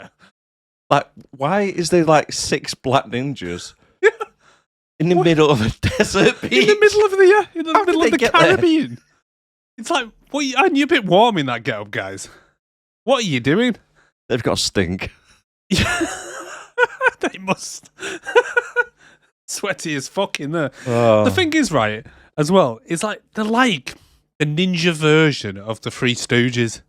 They're just complete idiots. Here's one for you. Go on. Okay, because they're quite good at dodging bow and arrows and stuff. Yeah. What do the agent do? Them ninjas wear? Go on. Arrow miss. Arrow miss. Bum.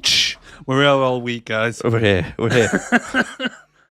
But then Joe goes into the rocks and he goes sneaking around, like thinking, "Oh, I'll lose these ninjas." One of them goes to jump on Joe, but Joe uses his autistic spider sense, and he's just like, and then he jumps down and he just moves at the last second. And it's like, "No touchy, no touchy." I did actually like this scene. It wasn't too bad. The fight scenes, it was good. A little bit choreography wasn't too bad when they're jumping off stuff and rocks. Silly. So I pretty much like tried to write down what they do. So one of them tries to jump on Joe and he moves at the last second. One tries to tie Joe's arm for some reason, starts putting a rope around it. That's this here. While the other one looks like this. While the others look like they're trying to tickle him. Like One's what's the on one the in the floor. middle doing? One's going for his groin and the other one's trying to tickle under his arm while the other one's holding his arm up.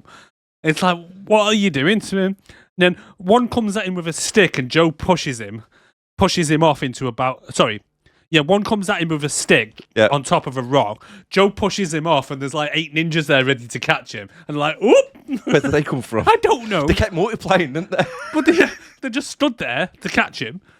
And then Joe notices a ninja is stood on a rock watching him, like peeping Tom. He's just stood there like...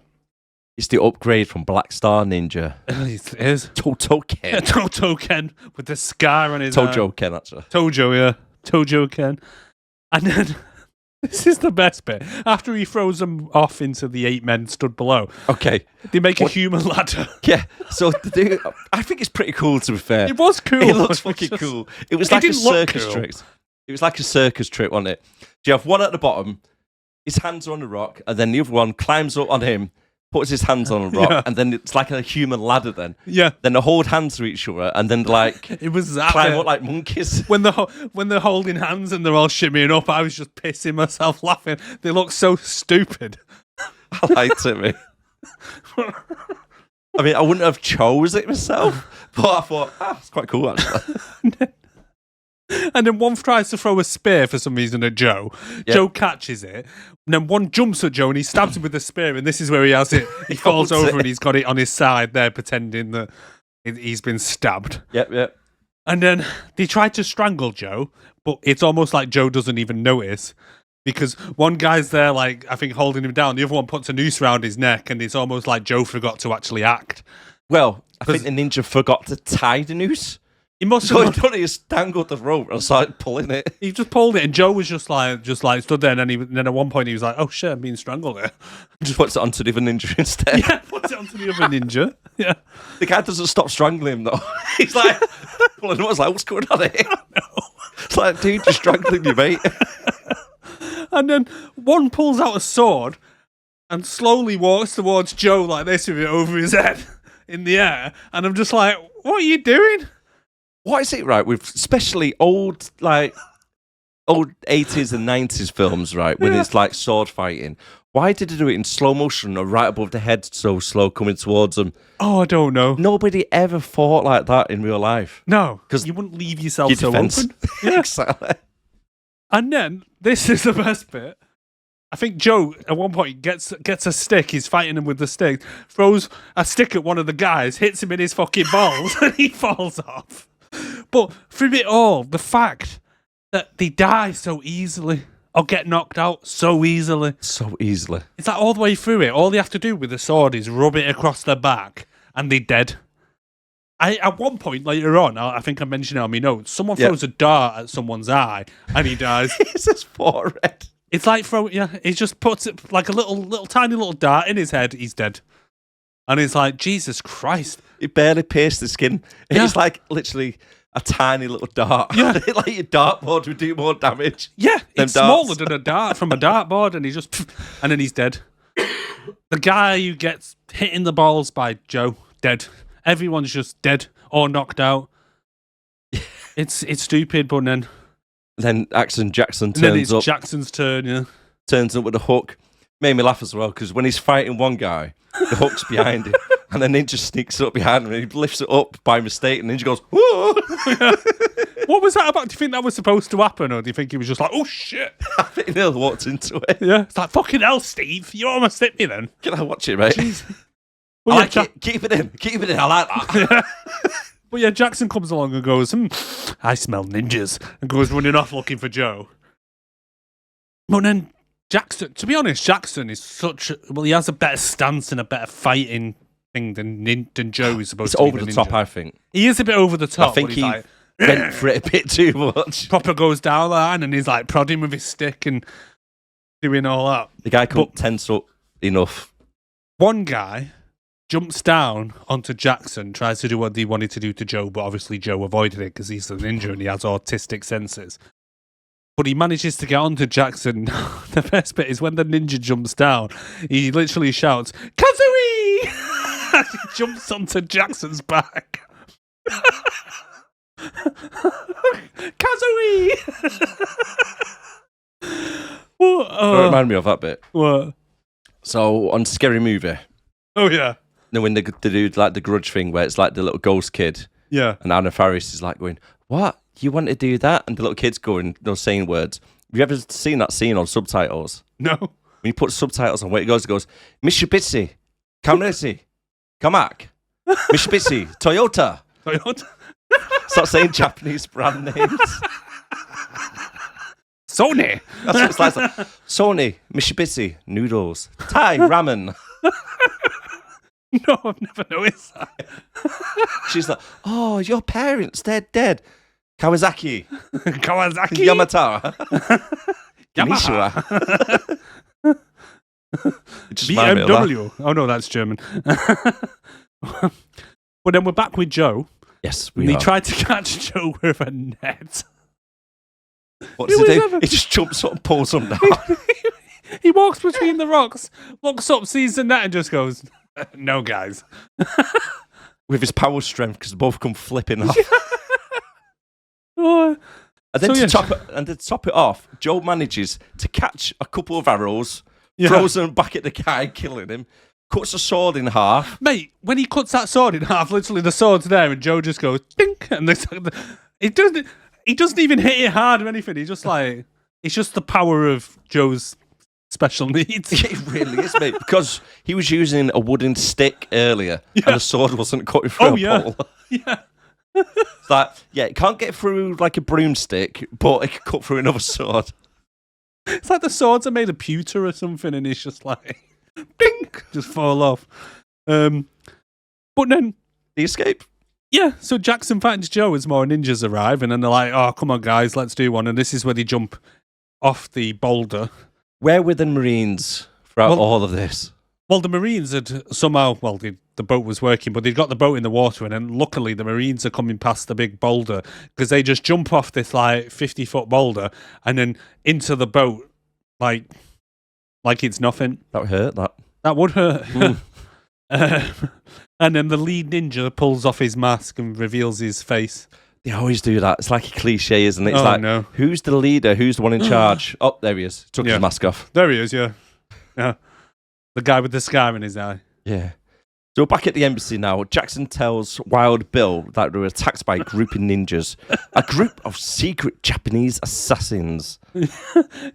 Tell me, what would Japanese assassins be doing in this part of the world? Good fucking question, Bill. Good question. Fucking question. What would they be doing in this part of the fucking world? Not this part of the world, but this part of the age. Yeah, in this century. 700 years ago, maybe. But then he says to the Marines, he says, speak of this to no one or I'll have you shot. And tells him and like the three guys, and the sergeant guy who I hated, this old sergeant guy who all he does is just shout for no reason. He is an arsehole. Anyway, he tells them to go way outside and says, if you speak of this to anyone, I'll have you shot. Then he's chatting with Joe and that. And then he gives them a week. Well, they say, we're going to need he said, I need to report this back to Washington or whatever, and blah, blah, blah. And they're like, no, just give us a few days. He goes, I'll give you a week, but I don't like it. And it's like, well, don't give him a week then. It's your idea. They asked for a couple of days. A couple of days is 2. You're giving them a week. Anyway, so they give them a week. Just imagine him haggling. Yeah. No, yeah. I'll give you $10. No, I don't like it. I'll give you 30 instead. Yeah. I'll give you 30, but I don't like it. Okay, then. So, But, you can have it for 10 if you want. I don't like it. No, I don't like it. 30 years. But then as soon as they walk out, the sergeant shouts, ninjas! And I'm like, so I just put on my notes, well, I guess it's time to shoot him then. He doesn't say it quietly, does He he? doesn't. He literally shouts it right in the face, ninjas! Just in case you didn't hear it down at the beach with the public walking around. Ninjas! Ninjas! And he's just like, hold on. He literally just said, do not mention it to anyone, to a soul. Otherwise, I'll shoot you. Okay, this bit made me laugh as well. Yeah, go on. So Taylor takes a phone call from a mystery man who's asking him who Joe and Jackson are. He also states they fight like professionals. The blonde one could also be a ninja. No. What? What? Because somebody can fight. That is where you go with your logic. Because he can kick or punch somebody. Go. He's a ninja. He must be a ninja. They do it in the first one, though, don't they? Let's be honest with you, right? Marines and army are meant to be trained killers. Yes. They are meant to be able to hold their own. Yes. Obviously, the Marines can't do that in this film. Well, no, they can't. The Marines may as well just be administrators. Exactly. So why would you think a trained army ranger that is here, who's been trained to fight, is gone, he must be a ninja? Oh. They do it in the first one, though, with Black Star Ninja in it. Like, he sees him throw one punch and he goes, oh, a ninja. And it's like, must what? be an American ninja. He must be an American ninja. But yeah, even in this, but he's like, yeah, that guy who was on the beach with, who is he? He is a ninja. And even Taylor's like, the fuck you on about? You getting high on your own supply over there? What? Jesus Christ. Gotta be, mate. Gotta be. Mate, how weird was that payphone he was on, though? That's all I could stare at. I was like, what's he using there? It's the weirdest looking payphone I've ever seen in my life. You reckon? It was basically a big block of nothing with 5 cents and 10 cent little fucking things. Oh, I did look at like the cosmetics on it. And then the rotary dial, because it was a rotary dial, was it? Was right at the top of the thing. So you're having to pick the phone up off the side, dial it like this, and put your money in. And most of it was the money box. And I was just like, is that really a phone? Is that what payphones look like in the 80s? I didn't notice that bit. It was weird. I just presumed it was like your normal big steel payphone thing. No, it was just weird looking. Because at first, because he doesn't show you, and I was like, how the hell did he dial that thing? And then he's like, oh, it's rotary. Okay, then. In case you're like under the age of 30, a rotary phone is when they used to use back in the day when we had a thing called a landline.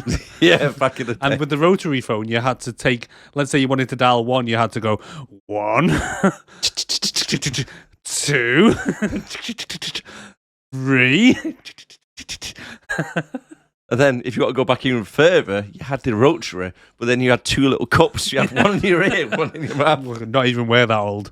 Hello, can you hear me? Hello, can you hear me? Get me, Jackson. I got it wrong way around, sorry. Hello?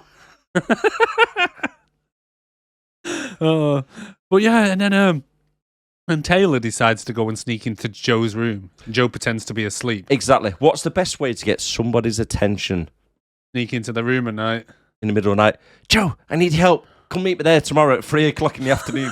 Why are you sneaking in the middle of the night in this room, you creep? Just tell me now. Next day, Joe arrives at the Blind Beggar's pub and is unable to get into the main entrance. He walks away, and then another guy tries to get the same door. Yeah. It's like, it's not open. What a stupid business, though, because the business is open. Why have they now locked the front door? I don't know. And Joe's stolen a bike at this point because he arrives on a motorbike, only looking like James Dean, not wearing a helmet. Again, yep. Wearing double denim. Double denim. Double denim.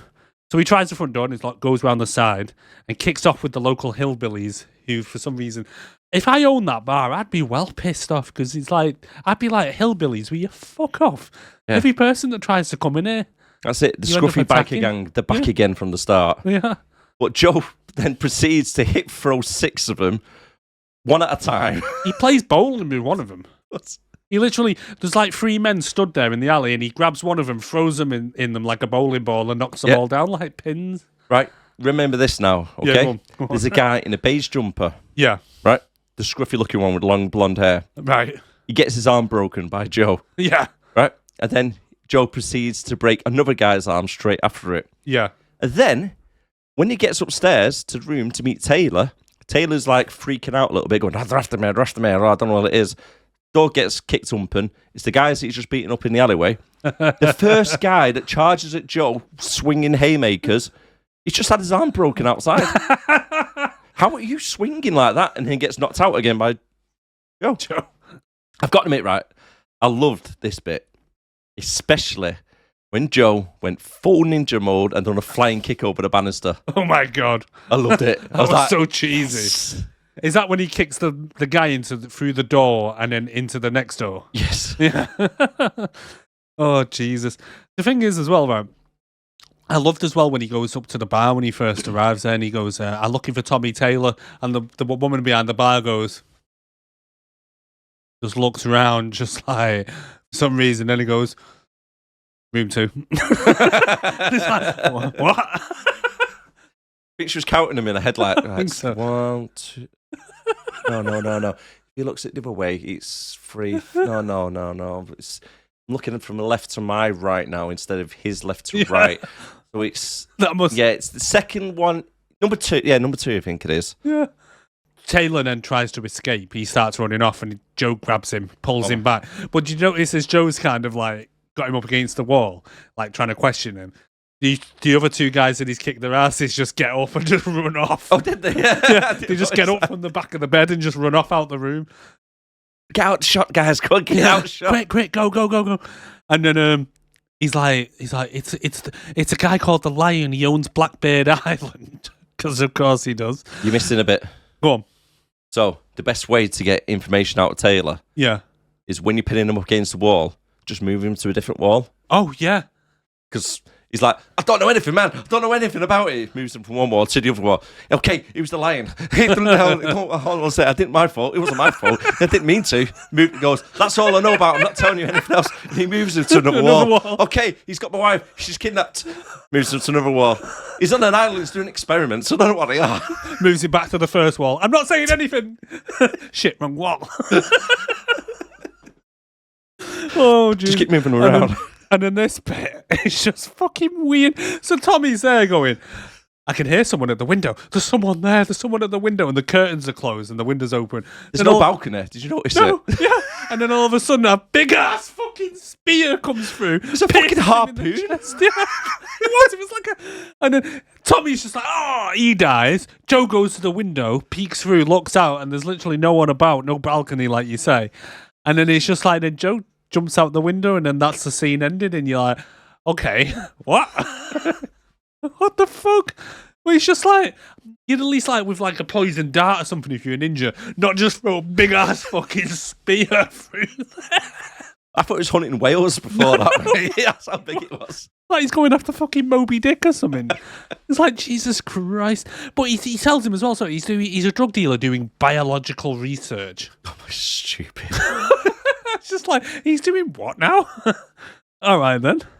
But I honestly thought, oh, maybe he's there, like, he's stuck over this island doing biological research to try and make his drugs better. That would make more sense, That would make sense. Be able to cut cocaine a bit easier or heroin or whatever it is he's in, try and... He's made their plant a little bit more efficient. But No. So then we're back at base and Wild Bill tells him that Taylor's been killed. And he's like, well, no shit, we were there. And so was Joe. And then they tell him that, we found out that his wife had been kidnapped and he was being blackmailed. And we learned that Professor Sanborn is actually the one that's working on Blackbeard at Beard Island doing his work. Mm-hmm. And then Wild Bill suggested they go take a look. But the little police guy's there, and he's like, no, we would need special warrant from governor to search the island. Because he's upper class. Yeah. He's too rich. He's way too rich. He pays for our political campaigns of the governor. Anyway, so then I love how the policeman walks out the room, and literally, as the door closes... Puts his hat on twice. He puts his hat on twice, he walks out, he closes the door. The door's not very thick, but as soon as that door closes, Bill shouts at the top of his lungs, "That slimy maggot! I hate that slimy maggot!" And it's like, dude, he only just left. Shh! He can still hear you. I'm like, fucking hell, man. And then he goes, "This is really beginning to get on my tits." Like, yeah, me too, mate.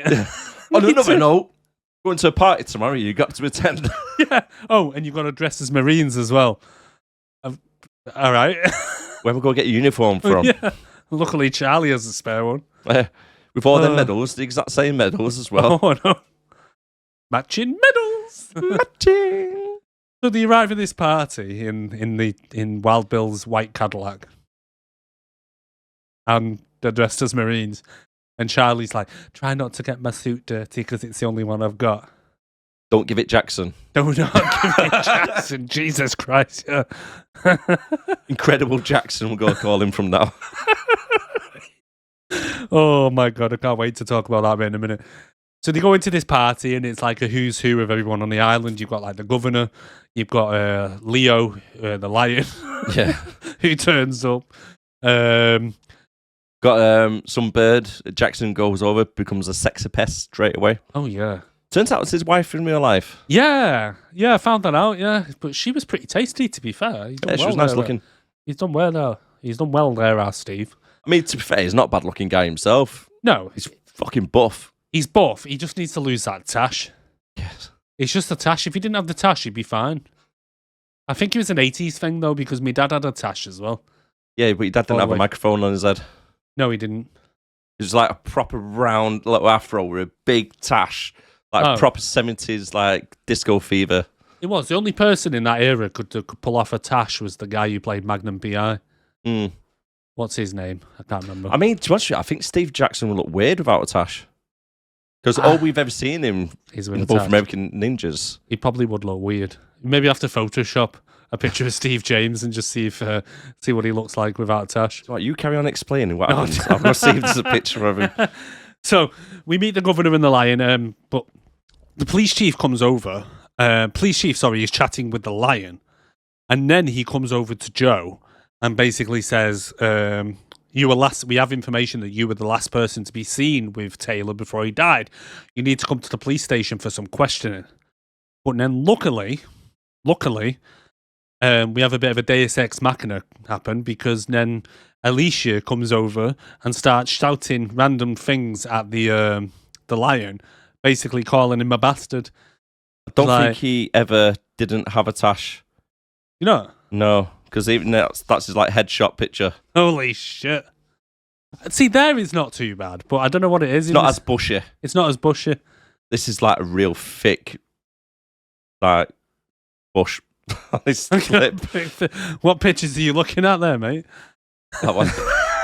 Jackson's bush. That is big bushy. Bushy tash. It is a bushy tash.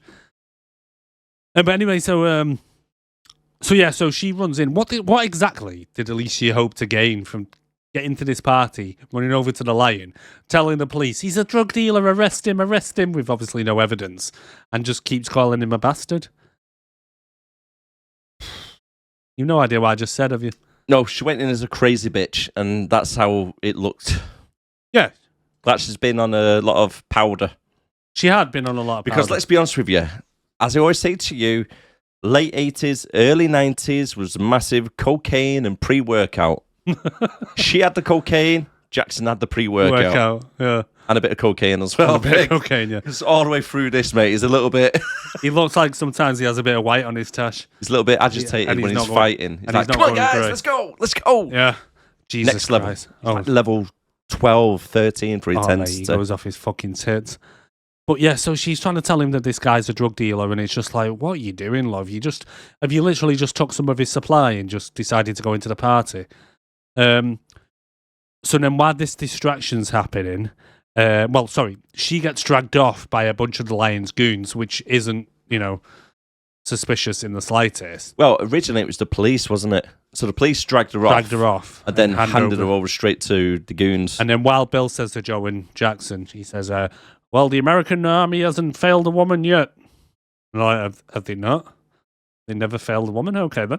So Joe and Jackson go off and they take Wild Bill's Cadillac with Charlie in tow. Yep. And they start chasing after them.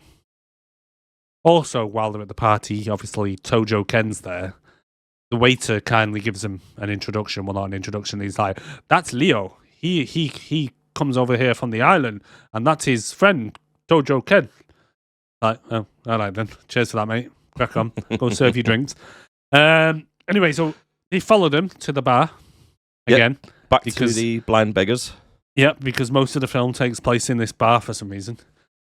So I don't know why they decided to take her back to the bar, and why. Don't know. Why exactly are they taking her upstairs into the bar, into a room? Yes. A bit sneaky, that. Actually, yeah. Yeah, they did. They did try to take her upstairs into a room. But now it's another start of a joke. 2 Rangers and a Marine walk into a bar. And so we've got them walk. So we got Charlie and Joe and Jackson in tow. He entered the bar and literally gets surrounded. And then it's the chap again with the dinner down his top. Yes. Can we just address the elephant in the room? What? So the first guy who gets up, he's got like a chair leg or something, or a table leg. Yeah. Did you notice his hand? No. Okay. Basically, he's got his hand wrapped up with bandages. Right. But he's got that much bandage on his hand, right? It looks like a white boxing glove. It's huge. It's like a pillow on his hand. And it's like tapping it with his like chair leg to start a fight, look intimidating. It's like, I'd be like, what's up with your hand, mate? Joe. Joe broke the fucking hand before. The thing is, this will be the 3rd time now Joe has confronted these guys. You would think that they would have learnt the first time that in this universe, Joe is a competent martial artist. Yes. Just in this universe. Just in this one. But they get surrounded by everywhere, and it's like, so they see Alicia getting dragged off upstairs, and she's going, help me! Oh, they're taking me upstairs! Oh no, they know I don't like stairs! I told them specifically, don't let me walk upstairs, but they made me! And then Joe runs after them. And like, I don't know about you, but Joe, rather than walking up the stairs like a normal human being, decides to start climbing up the side of it. But at one point, it's almost like I think the guy was going to go and try and fight Joe, but it almost looks like Joe is climbing over the banister, puts his foot over and accidentally kicks a guy that just happens to be walking up the stairs. Instead of throwing normal punches, he's throwing a lot of back fists as well. Oh, yeah. He's like backhanded punches at everybody as he's getting up.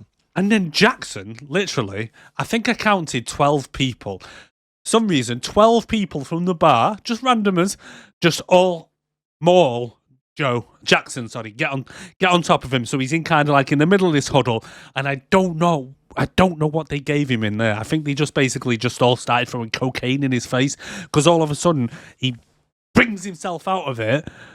He's got a little bit of white powder on the top of his tash.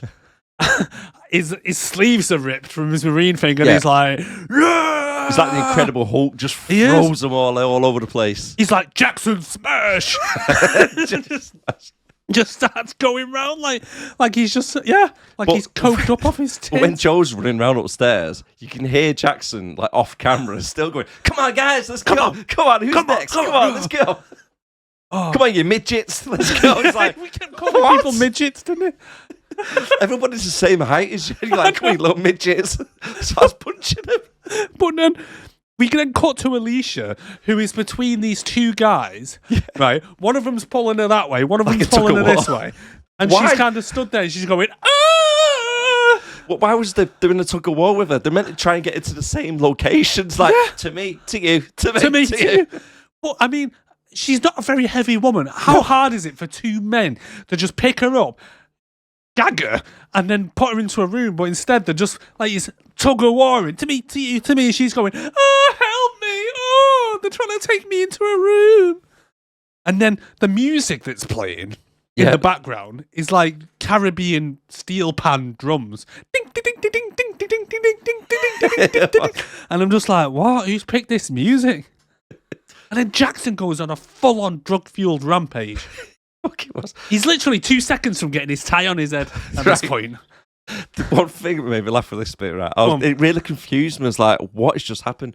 So the main leader, right, the one who's meant to be the big hench guy, he punches Jackson twice, and then he turns around, squinting his eyes as if he's been hurt. He goes, ah. Like, mate, you just been punching him.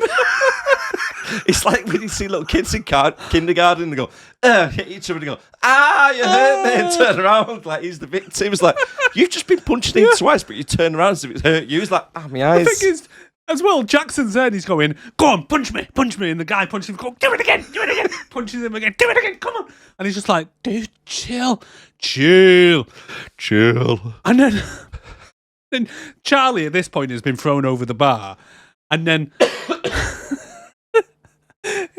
he bottles some guy, and then pulls out some whiskey glasses, pours some whiskey for this fit bird who was pretty tasty at the bar, and goes, how about some lunch? And she just picks up a beer bottle and bottles him over the head, and I'm just like, what? And like, it's a good job they're fake bottles, because if you'd done that in real life, he would have been seriously injured there. Jesus Christ. And then Charlie comes over to Jackson, and Jackson's like, oh, Charlie, man, come on, woo, woo. And he's like, come on. Pancake. Yeah. And then they're like, come on, let's take this guy out. And there's just one goon just stood there between them, and they both punch him at the same time. I'm just like, Jesus Christ. It's so random, isn't it? It is random as fuck. Random. But yeah, high five, yeah. And then Tojo Ken arrives. For no reason whatsoever, one of the guys, the biker guys, gets up and Kojo Ken just kicks the fuck out of him for no reason. I know, he's not even a guy that's with him. Yeah, Tojo Ken just walks in the bar and just goes times. Just fucking batter shit out of him. We're like, hold on, he's one of your dudes. He's like on the floor, fucking beating him. We're like, what? It's well excessive. Yeah. I mean, to be fair, the fight moves actually looked quite decent. Oh, yeah? But the guy looked like he was actually getting hit in real life. He's like, It's like, you sold that kick really well, mate. He's like, my fucking eye socket's broken. It's like, Jesus, fucking hell. Oh. But then, as they're trying to escape, so Tojo Ken arrives and Joe's like, come on, let's get out of here. And then Jackson's like that. Jackson's like that one drunk guy you go on a night out with. And he's like, come on, Ahmad, come on. Fucking come on, lads. And Joe's trying to pull him off, and he's like, come on. They go around the corner to the car, and the car's being taken apart by the locals. With no tools. There's no tools inside, but the bumper's been took off, the door's been took off, the winter wipers, the front bonnet, the boot is humping for some reason. And then they get Jackson into the car, and as they're driving off, Jackson's yelling shit at Tojo. He's going, nice scar, dickhead. Fucking come on, have a go if you think you're hard enough. And I'm just like, what? Joe's trying to calm him down, though, because Kojo Ken is the boss fight. Oh, he's yeah. Like, mate, you can't fight him yet. You can't touch him, come on. No, he's mine. I got dibs. I dipped him back on the beach. Do you not remember? Oh, shit. So they ride back at the party, and the car is wrecked. And for some reason, Joe's hiding in the back seat because he didn't want to be arrested. And Wild Bill spots him and goes along with it, like pretends he doesn't know where he is. And then this is when I realise what Charlie's surname is. Because Wild Bill goes, Farley, what have you done to my car? And I'm like, hold on. I had to pause it, round it back, and I'm like, his name's Charlie Farley. What? Because at this point now, Singh is actually trying to arrest Joe, isn't he, for the murder of Taylor. But the sergeant guy, the annoying sergeant guy, is like, well, you better go and find this Joe. What do you mean he got away? And then he goes over to the car, And he sees him in the back and he's like, he's over. And then they all start gagging him. Yeah, gag him and throw He's him in. about to give it away. But then Jackson gets that fit bird's number. Okay, you missed it as well. Jackson's uniform. No sleeves. Yeah. He's got a rip on the back, rip on the front. It's like a waistcoat now, isn't it? yeah. What's he been doing? Well, basically, like I said, he was 2 seconds from taking his shirt off and getting his tie around his head.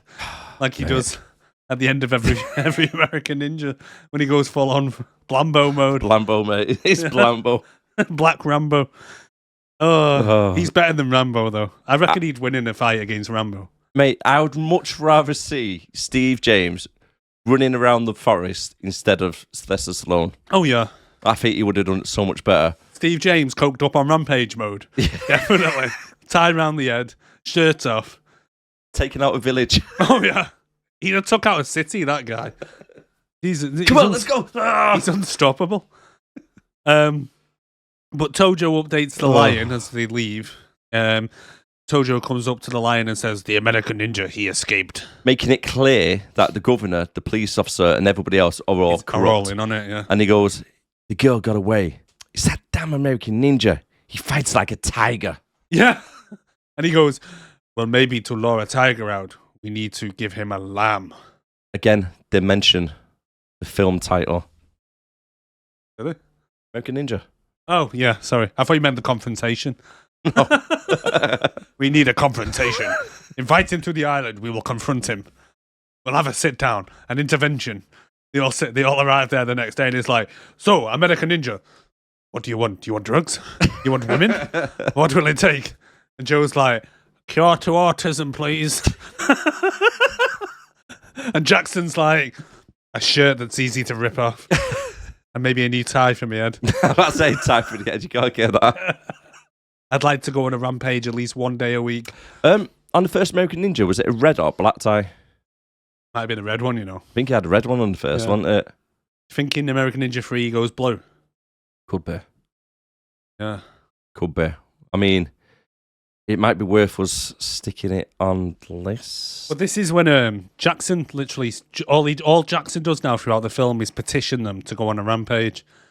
Because like the back of the base and Jackson, so eager. And Jackson's like, we need to go over to Blackbird Island. And he's like, no, I'll put it to the ambassador and see if we go. No. We don't need Washington red tape. I want to go over there. I got my tie ready and everything.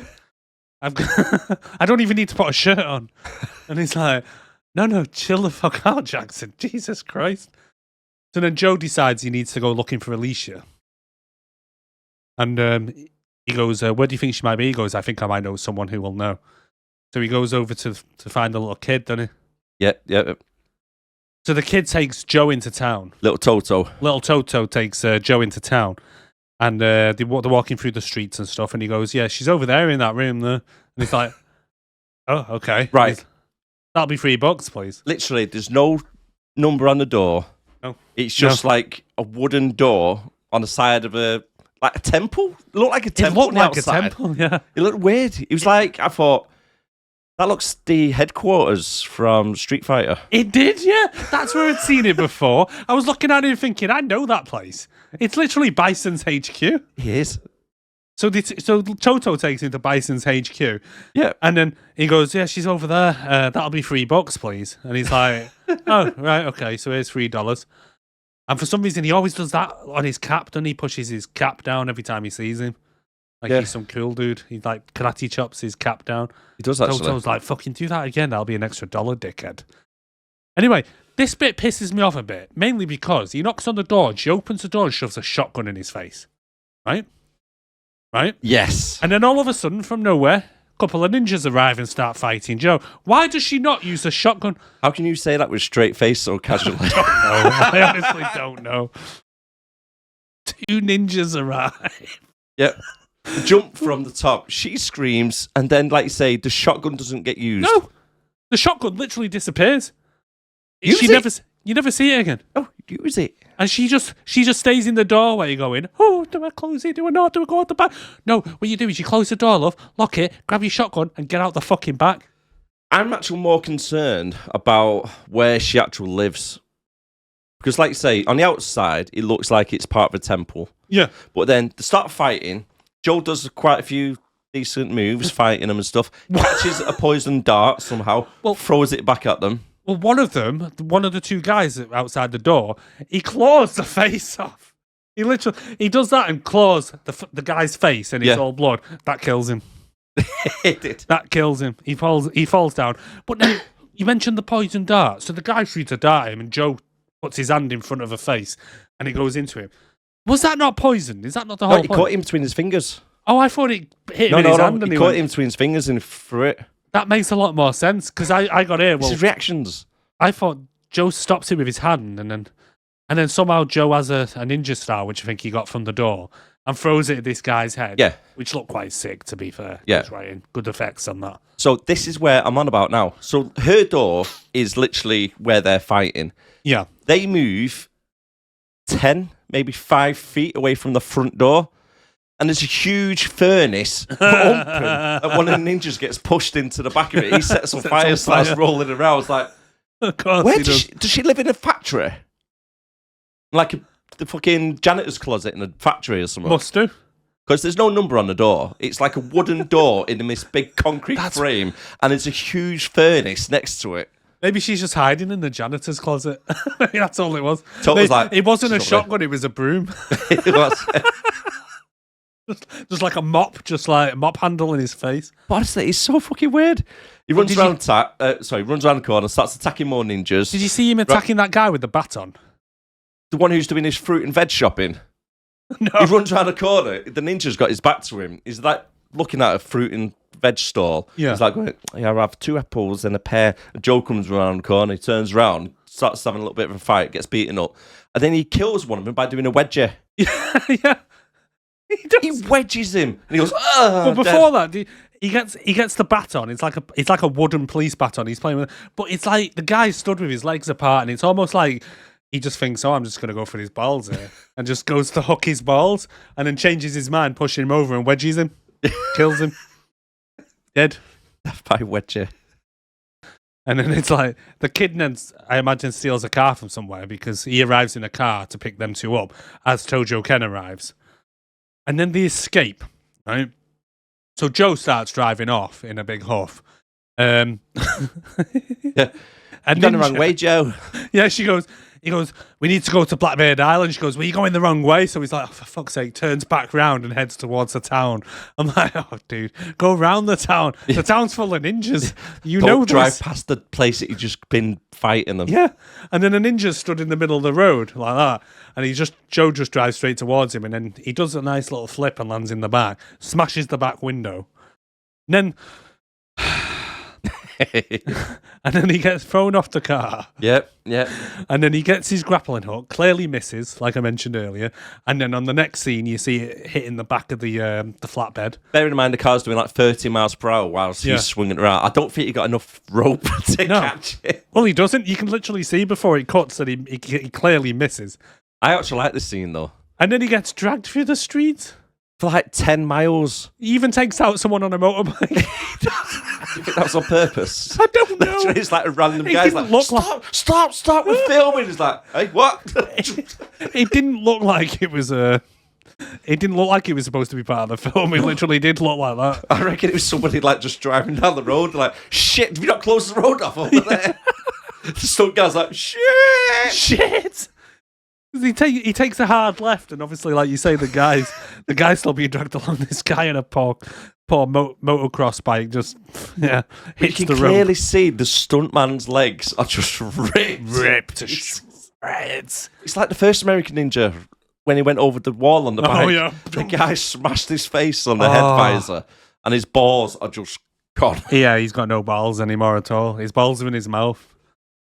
Jesus. I think to get like a bit of a warning, the guys is like, don't work with Steven Seagal and don't work on American Ninja films. Yeah, don't work with Dudikoff. Anything with Dudikoff, just don't do it. But then somehow, they're driving down the road, they almost run another car off the road. Yep. And then all of a sudden, they look back, no ninja. And then the next thing is he's on the roof. Yeah. And then he goes onto the bonnet. Then he gets onto the bonnet. Yeah.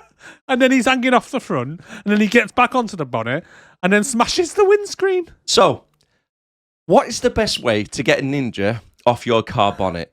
I know, let's jump out the car, head towards a water barrel, which then just blows up like a fucking nuclear bomb. It blows up so big. Oh my God. This bit, right? And you can see the guy, and I'm thinking, please don't actually be the stuntman who's on that, because you see the guy still on the bonnet as it flips upside down, thinking, please be a mannequin. The thing is, when they've jumped out and Joe jumps out, it's like the car's not moving that fast, and then it like does like a smash cut to another angle as it's going through these water barrels, and all of a sudden the car just picks up speed to about 50 and just flies into all this like thing, like you say, it's like a fucking nuke going up, and I'm like, Jesus, you just blew up a whole fuel depository here. Fucking massive. And it was like, I'd be there like, shit, I'm in so much trouble for this, but they're just like, meh. Doesn't matter. That never happened. As long as turn around. I turn around and go to Toto. Toto, go get help. Yeah. Go tell everybody where we are. We're going on to Blackbeard Island. And he's like, I'm in the middle of a desert, Joe. Unfortunately, you drove 10 miles away in the car. You blew my car up. I'm just walking. And he's like, Dr. Jones. Oh, sorry, wrong film. He goes, that'll be $5. And he's like, oh, I'll have to put it on credit, dude. I don't have any money on me. My wallet was in the car. And that's it. And that's who was on the way back to get help. Hey, I'm walking here. Well, I'd be like, cheeky fuck, you want $5? I just saved your life. Oh, I'd be Jesus. saying I want a bit more, mate, for a taxi. Well, yeah. $5. Well, to be fair, $5 back in 1986 was probably about 100 quid. Nah, true. We get another little cut scene where we're back at Leo's hideout. Yeah. And the police sergeant comes over and tells Leo that he's escaped. He's inhuman. He's inhuman. We definitely need this confrontation, don't we? Yeah, that's it. And then he just says, you men are shit at doing the job, so, crack on with it. You men are fucking terrible.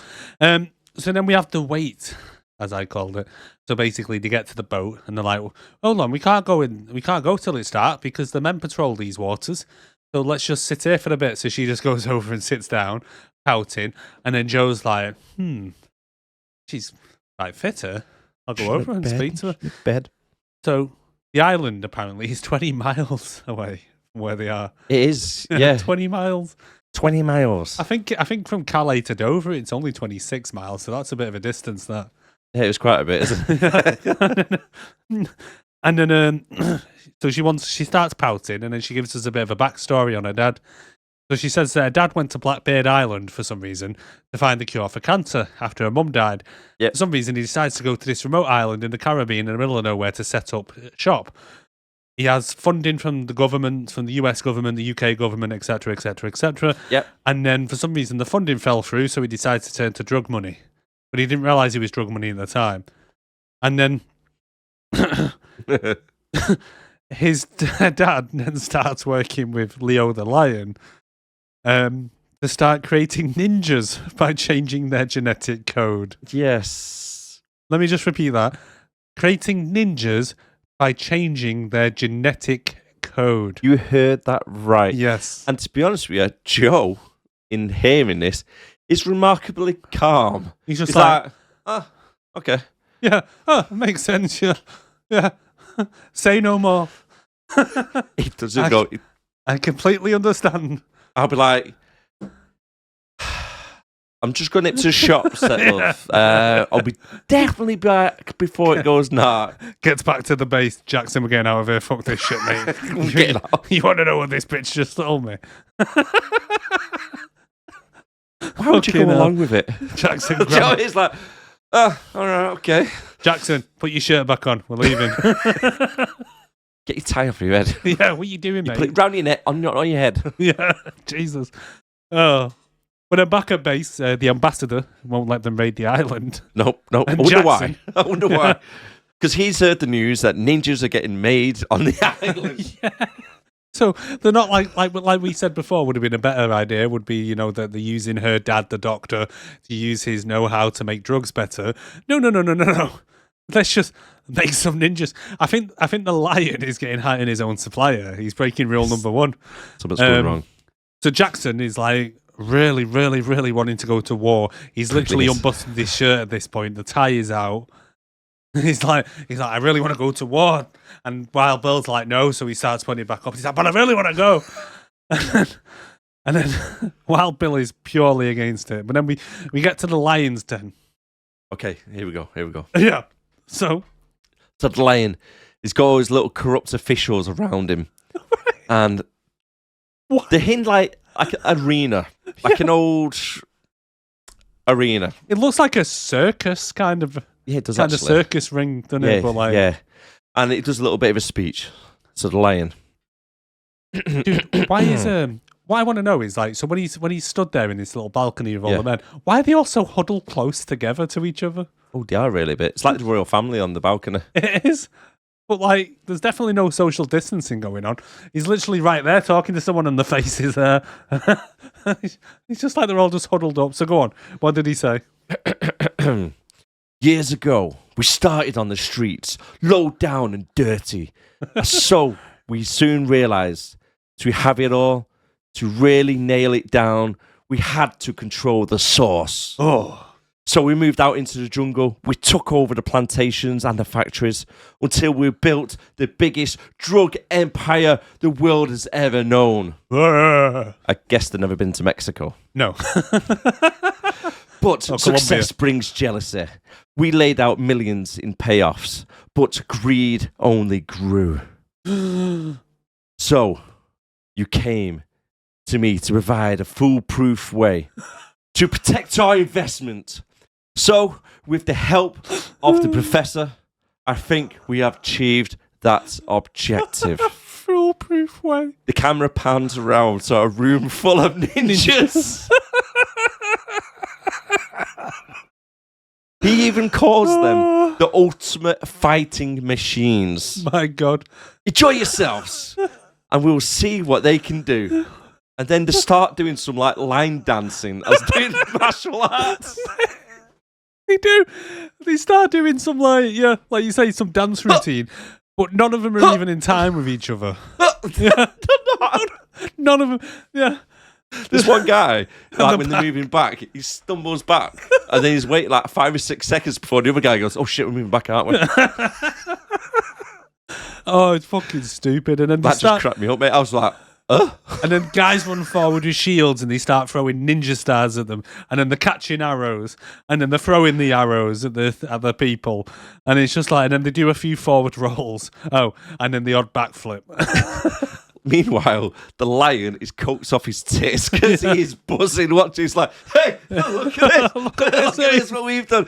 We spent billions on this to protect our little bit of a drug investment. And no one thought to turn around and go, so did they use guns?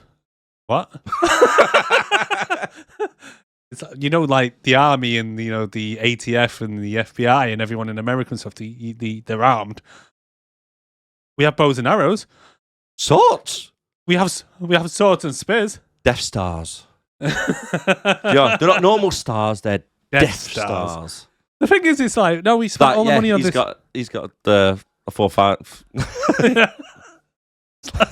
I don't remember number bullets. It's got 9mm. It's got 9mm. I'll do it. It's like, oh no, we spent all the money on this genetic equipment and buying this island that we never had enough money for guns. So we thought, well, I know this guy who sells medieval weapons quite cheap. So, we got a trebuchet in the back garden. We got bow and arrow. We got spears. That's how to get drugs to America. Trebuchet.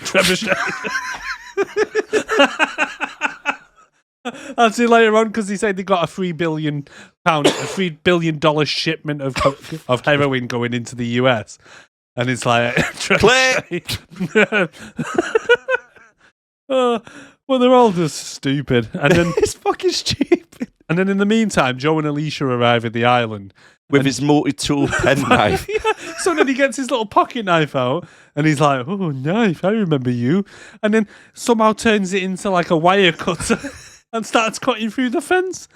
And then we have men driving around in military jeeps with actual guns and stuff, while random ninjas are just patrolling in pairs of two. I don't know. The ninjas find the hole in the fence, go through the fence looking round all creepy, and then Joe just kind of flicks their ears and they all drop down dead or something. He may as well.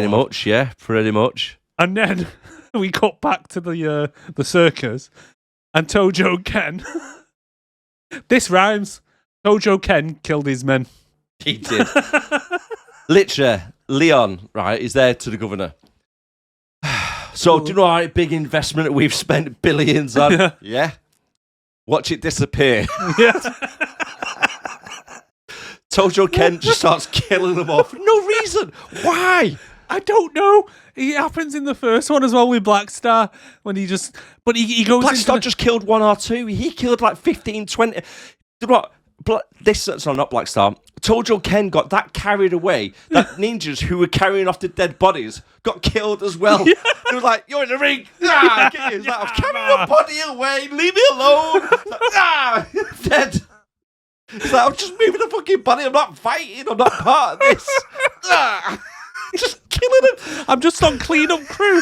Jesus. Like, leave the guys alone. Oh. Literally, your whole army is now just like 6 men because Kent's just gone and killed them all. The thing is as well, is the Lion and everyone up there are fucking loving it like it's the best thing ever. And it's like, what are you doing? It'd be like training up a bunch of Marines and then getting a sniper and going, right, take them out. And it's like, but we just spent ages training these men and genetically modifying them. Yes, but kill them. We need them for the demonstration. What? It's like, but yeah, he kills about 20 men. And I mean, these men die so easily, even easier than before. It's like... He gets sliced on the back. It's like, I'm dead. One of them gets sliced on the back. His clothes don't even cut open. He's dead. One of them, this is where one of them gets a tiny little dart in his eyebrow. He's dead. He gets an eye pierce. It's like, yeah. Dead. It's like, you pierced my eyebrow, I'm dead. And then, it's just... How is this a selling point for you, men? Oh, look at all these men we genetically modified. You know, we increased their anger and their testosterone levels and all stuff like that. The only problem is we made them as strong as tissue paper. And then we'll just show you now that they can all be taken out by one old man who's a ninja, but for some reason Indian, or some kind of South American country. I don't know. I couldn't tell where he's from, but he definitely wasn't Japanese. It looks more like Peru or something, doesn't it? The thing is as well, right? Through this film, it's like, I know it's called American Ninja, but why can't it just be that Joe is a trained ninja and they're just fighting, I don't know, normal drug dealers, normal people? Why does Joe have to fight other ninjas? I don't know. It's literally the first film. Just, maybe Joe should have just rung him and said, dude, stop. I've been here before. It doesn't work. Literally, just contact this guy. He was there in the first film. He'll tell you that ninjas are a waste of space. Don't bother. You could have the same effect with 10 men with M16s. There's a reason why Mexicans are not running around like ninjas. Yeah. You know what I mean? They got guns. Yeah. If you've got a problem, they shoot them. They don't run around with a harpoon. I mean, could you imagine Pablo Escobar when they finally came to take him down? They were like, so we raided his compound and it was full of ninjas. What? Ninjas? Yeah, you heard me right. Ninjas. Were any of them Japanese? No. If I was to ever be a huge drug drug lord, yeah. I'm going to make sure I hire loads of ninjas before it comes, just for shits and giggles. It'll be on the news. You need to make sure none of them are Japanese. Yeah. Not a single one. Can't use original. No, you really can't. So then back at base, Jackson's finally won his little battle against him. He's got his shirt off and his tie on his head. Yep. And then he bullies Charlie pretty much into going because he's like, well, if you won't go, I'm going to go officially. Aren't we, Charlie? And Charlie's like, what? It's like, because I'm the only one whose name you know. It's like, we're going to go, aren't we, Charlie? And it's like, well, all right, you got your shirt off now, so may as well. Now, Leo thinks it's a good idea to take the governor and everybody else on a little tour of the labs. Yeah. So it's like a little laboratory. And Joe and the crazy chick are now dressed up as ninjas. And they tag along in the back of the tour group. Yeah. So they've got a nice little tour guide saying, over here on the left-hand side, you've got people in tubes and doing this. What with them men in the tubes?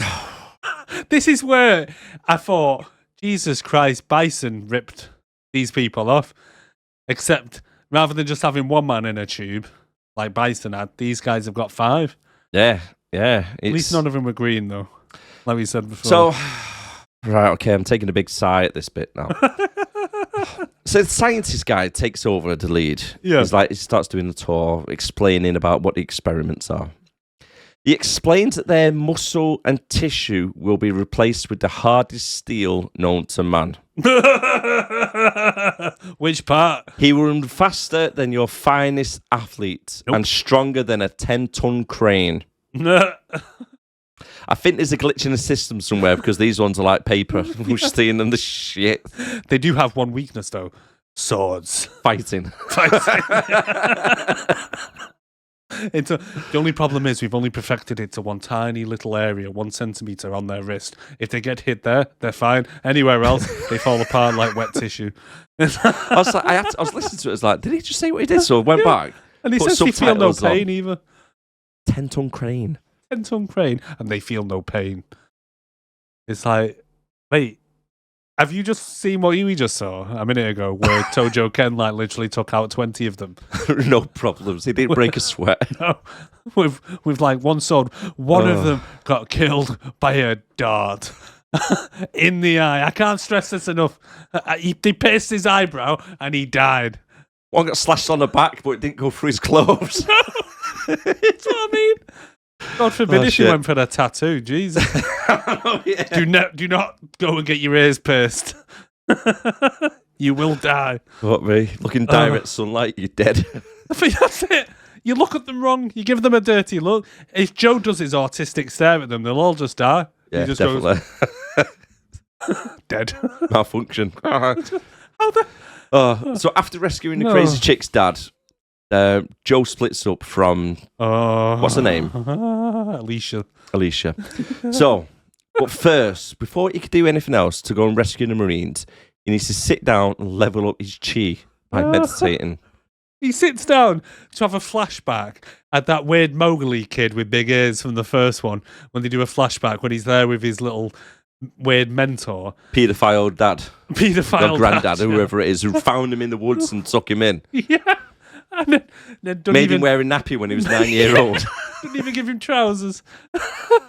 And then I said this in the first one that we reviewed when we did American Ninja, right? So he finds Joe when he's, about 4 or something. He has until he's 9, yet manages to teach him everything about the ninja thing.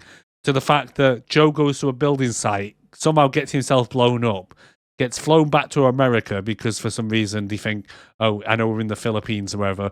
This is a white kid, so he must be American. Takes him back to America. And then 5 years later, he gets arrested and joins the Marines or the army or whatever. Yeah, because you got no paperwork or any background. No, but yeah, he's got no memory. So how does he remember all the ninja shit anyway?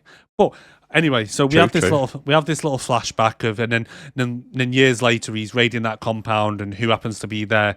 His master. I was going to ask you if you could do that with your fingers. No, I tried. He does some weird thing with his hand, and anyway, and then he has a brew with his master, and then all of a sudden he's like Chief Ninja. Yep. But yeah, and then he does some weird thing. I'll put a video up, obviously, but he does some weird thing with his hand, and yeah, and to level up, so you know he's leveled up. It's like big cloud of smoke blows up. Yeah. I mean, that's a hell of a level fart. 10. Level 10. That's a hell of a fart, that though. It was. It's like. To get so you see smoke behind him still. Oh, it's just fucking stupid. It's like he just decides to have a sit down, quick break, and then the Marines are then heading out to the boat. We have a little cutscene. Yep. I don't think Charlie got the right memo though, because everybody's wearing black and camouflage. He's wearing a white shirt. Yeah. When they're sailing off on the boat, right? All you see is his white arms in the distance. And then it cuts back to it later when they're coming back onto the shore. Yeah. Right, it's the same shore they've just left. You see the same rocks. Oh, can you? Yeah. So where they've left, they've obviously turned around and come back. As if they're getting to like some different location. Was it me, or do you know when they were leaving on the boat and that sergeant guy stood at the beach kind of waving him off and he's got his hands behind his back? He looks like he's got a radio or something behind his back, and I thought that we were going to cut to a scene of him ringing ahead to give them a heads up that they're coming.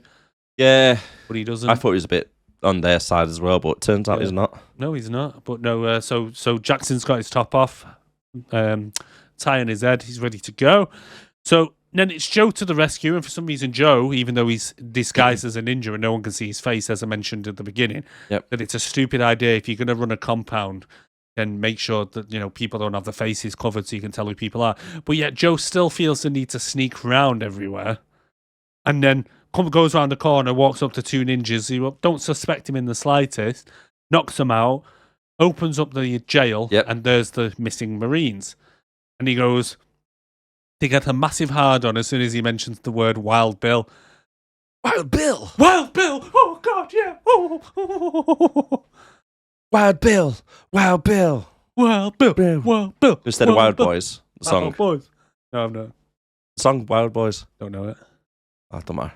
Oh, anyway. So then they decide to they escape through the door that happens to be next to the prison and somehow end up in the middle of the circus ring.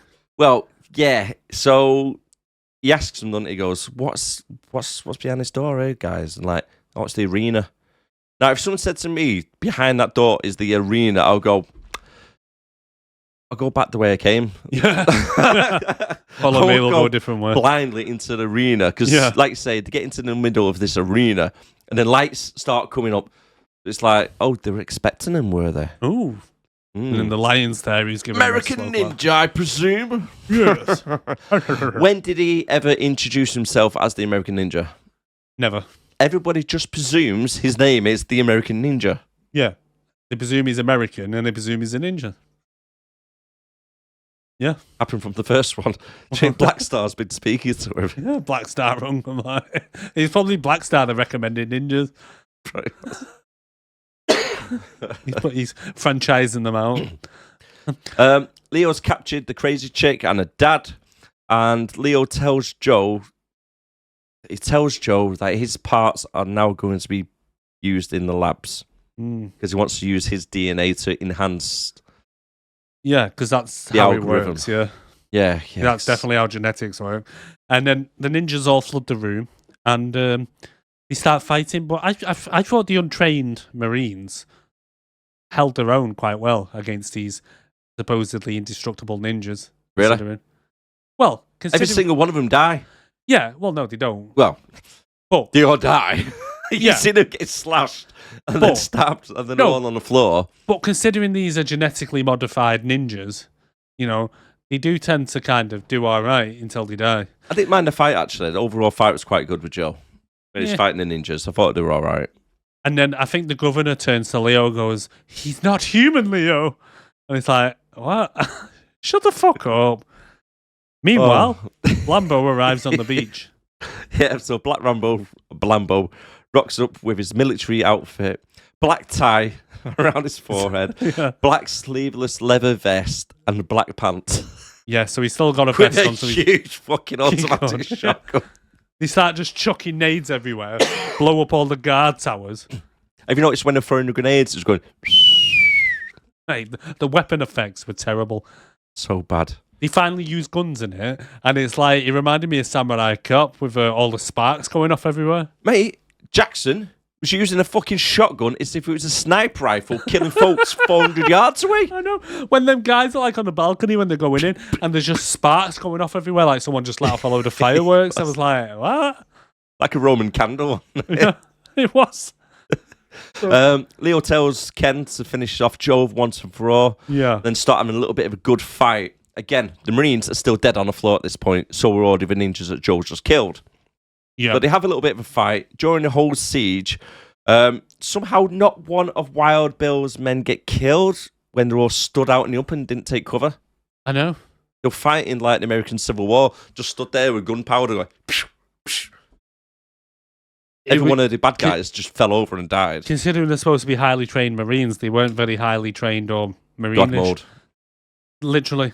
God mode activated. It's because Jackson had his tie on, that's what it was. But then Jackson then throws a grenade through the door and yells Merry Christmas for some reason. Yeah. And then he's running around with this big-ass shotgun. And then the governor... so the lion runs off with the governor, and then as soon as he sees Wild Bill, the governor goes, "Oh shit! The lion was gonna take me!" And he's like, "Oh yeah, nice try, dickhead." And then the little copper fella runs off. He does one, and he chases after him. Yeah, and then Yeah. So he blows up now, doesn't he? 'Cause Yeah, the so old guy. The lion does one, runs in, and the professor has rigged all the lab to blow up with C4 for some Where did he reason. get C4 from? I don't know. I really don't. Maybe he was just stashing it all this time. But for some reason, all the men that are in tubes, he's rigged them all up to blow. They're No. like going, I'm lying, you cunt. The lion comes in, has a right hissy fit. We were going to change the world. We were going to do all this. And then the professor blows himself up and the lion, so that's the lion dead. Yep. Yep. Big question now for you. Go on. Okay. Hit me with it. Blambo is fighting two ninjas, right? Yeah. This is where he takes his top off. Well, just before he takes his top off, bearing in mind he's got a vest. Yeah. You can see his waistline, Yeah. right? And it doesn't look like he's carrying anything. Next minute, he does a roly-poly and pulls two huge fucking knives out from his back. Where were they? Oh, fuck knows. They were huge, like 3-foot daggers. Two of them. Prison pocket, mate.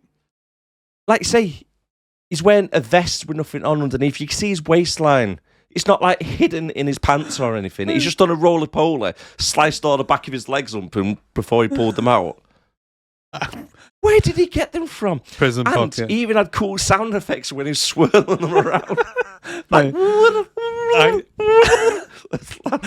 I do like this bit though, because he goes to town on these guys and he's battering this guy, and this guy just keeps getting back up, and then Jackson steps on his throat, does like that, like he's just killed him, and then the guy goes to get back up and he goes, "Stay down," and I'm just like, oh my god.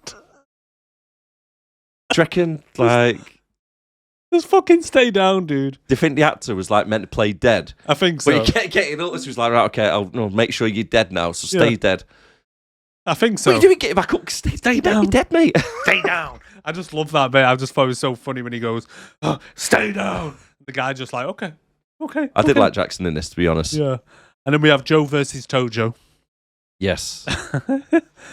Oh, God. For some reason, they both get on their knees. Joe throws him a sword for some reason.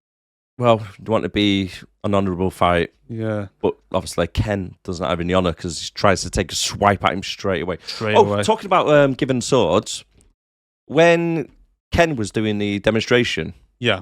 he went over and took a sword off one of the guys. Oh, yeah. Why did he kill that guy? I don't know.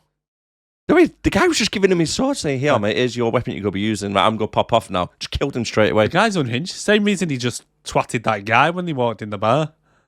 He just like, Madam fuck Web. it. Yeah. It's no reason. There's no reason. Just like, And then during the fight, just walking on. it's like a cat punching a cat. I don't know why I'm missing you. So not a half bad fight.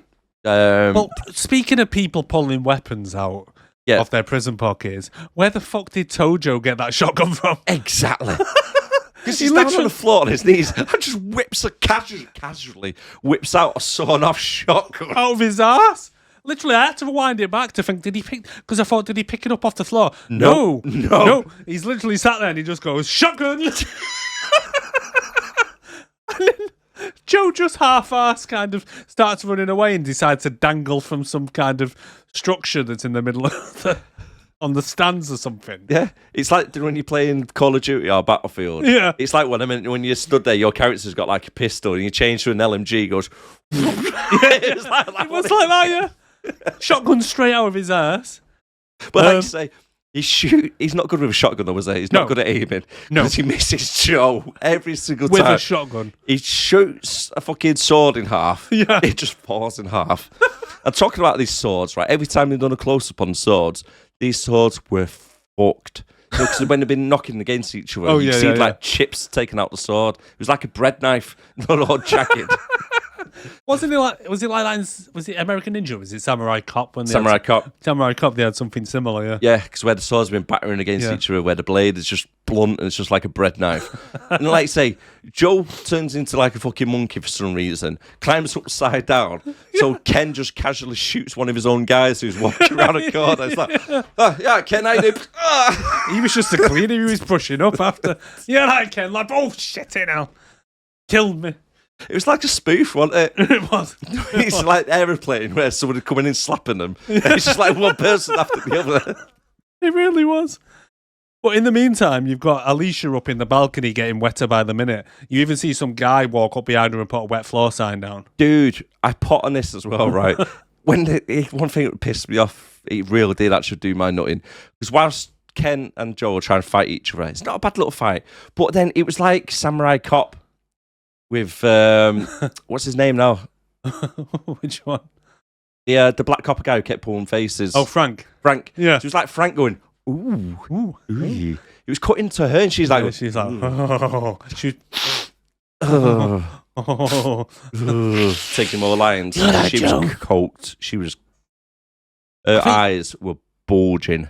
Yeah, I think you said when she was in a ninja suit and you could just see her eyes, they were like... It was just pupils, just black. Just Like... Oh, right, this bit, right. So now, after he tried to take a shot at Joe, do you just start both randomly circling each other? Yep. And then why does Tojo pull a rope out and put it in his mouth? He ties it around his arm. Yeah. Like as if he's got to do like a heroin hit or something. Yeah. Right. He puts it around his arm into his mouth and thinking, okay, where are you going with this? He doesn't do anything with it. He doesn't. No. He's just like, I'm just going to pull this rope, put it in his mouth, and then he lunges at Joe. Joe slices him in the stomach or the back or something, and then that's it. But now he's dead. He actually manages to resurrect the dead Marines because they all then get up and go, oh, it's fine, and walk off. Well, that was it, because that's why I said that I've seen at least two of them get up and run, because the other Marines who are attacking the place run through. The Marines stand up, run off towards them, and then Jackson comes around the corner and gives him the thumbs up. And he's like, oh, Jesus, Jackson, you've got your shirt off again and your tie on. Cheers, though, buddy. And then you cut to Alicia and she's there going, and you can just say, drip, drip, drip, drip, drip. And then another ninja in the background, it slips. Yeah, Jesus. Like a wet banana. Like a fucking just on a Mario Kart. You just zooms out from the balcony and it looks now like a waterfall. Anyway, and then this bit I don't get, because Joe pulls his mask off like she didn't know it was him all along. He's like, oh, Joe, you all right? The big reveal, and she's like, oh, it was you, Joe. What? We literally put these disguises on together. I was surprised she goes, oh, Joe, you should have seen what happened a minute ago. There was this ninja who's fighting. Everybody's like, where did he go? Mask is in my hand, love. It was me. Oh, Jesus Christ. And then after Jackson gives his thumbs up, Chuck Norris style, well, luckily no one dies, so. The death thumb. Yeah. Thumb of death. Yeah. We cut back to kind of the base, and Joe and Jackson are getting ready to leave. Jackson's managed to pull the Fitbird, who turns out to be his wife. Yep. They're having a nice little barbecue as well, aren't they? I'll tell you what, Alicia looks a lot better without a perm. Mm. She does look a lot better. She's all right.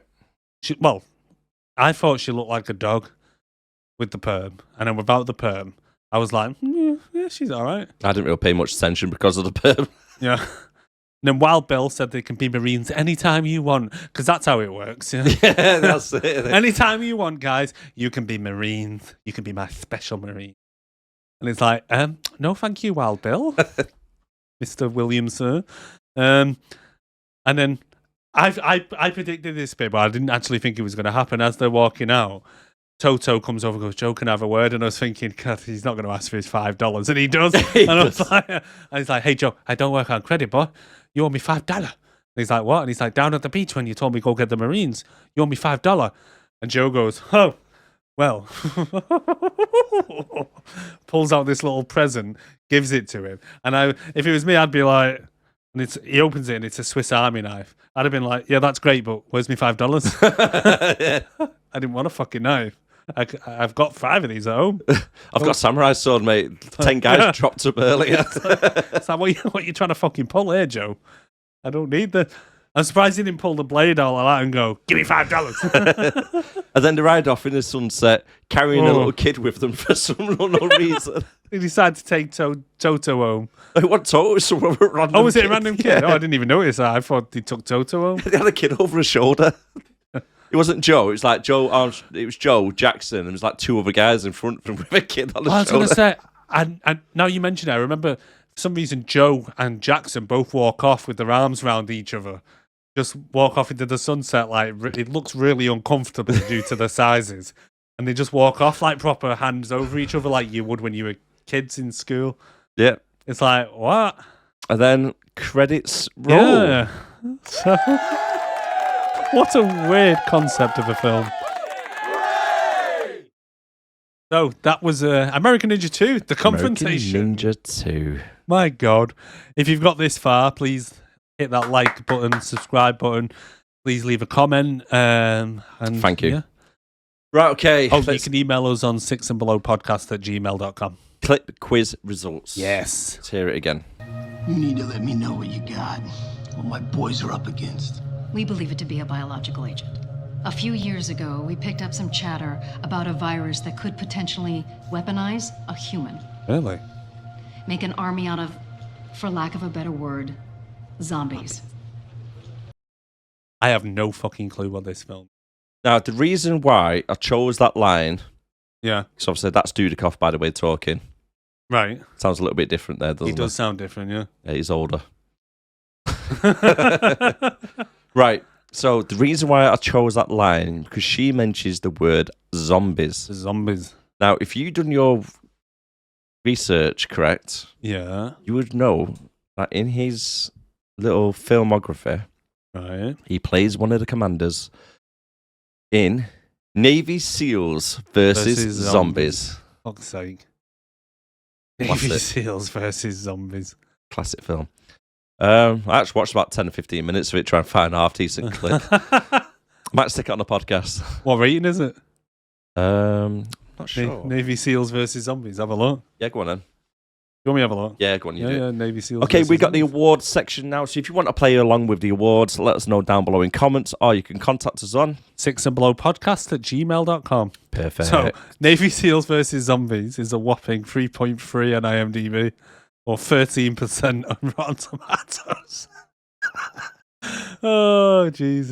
So if you want us to do Navy SEALs versus zombies in the future, please leave a comment below or email us on sixandbelowpodcast@gmail.com. As I mentioned, Too late. It's added to the list. it's added to the list. But they are randomised. But if you want to move it up the list, recommend it.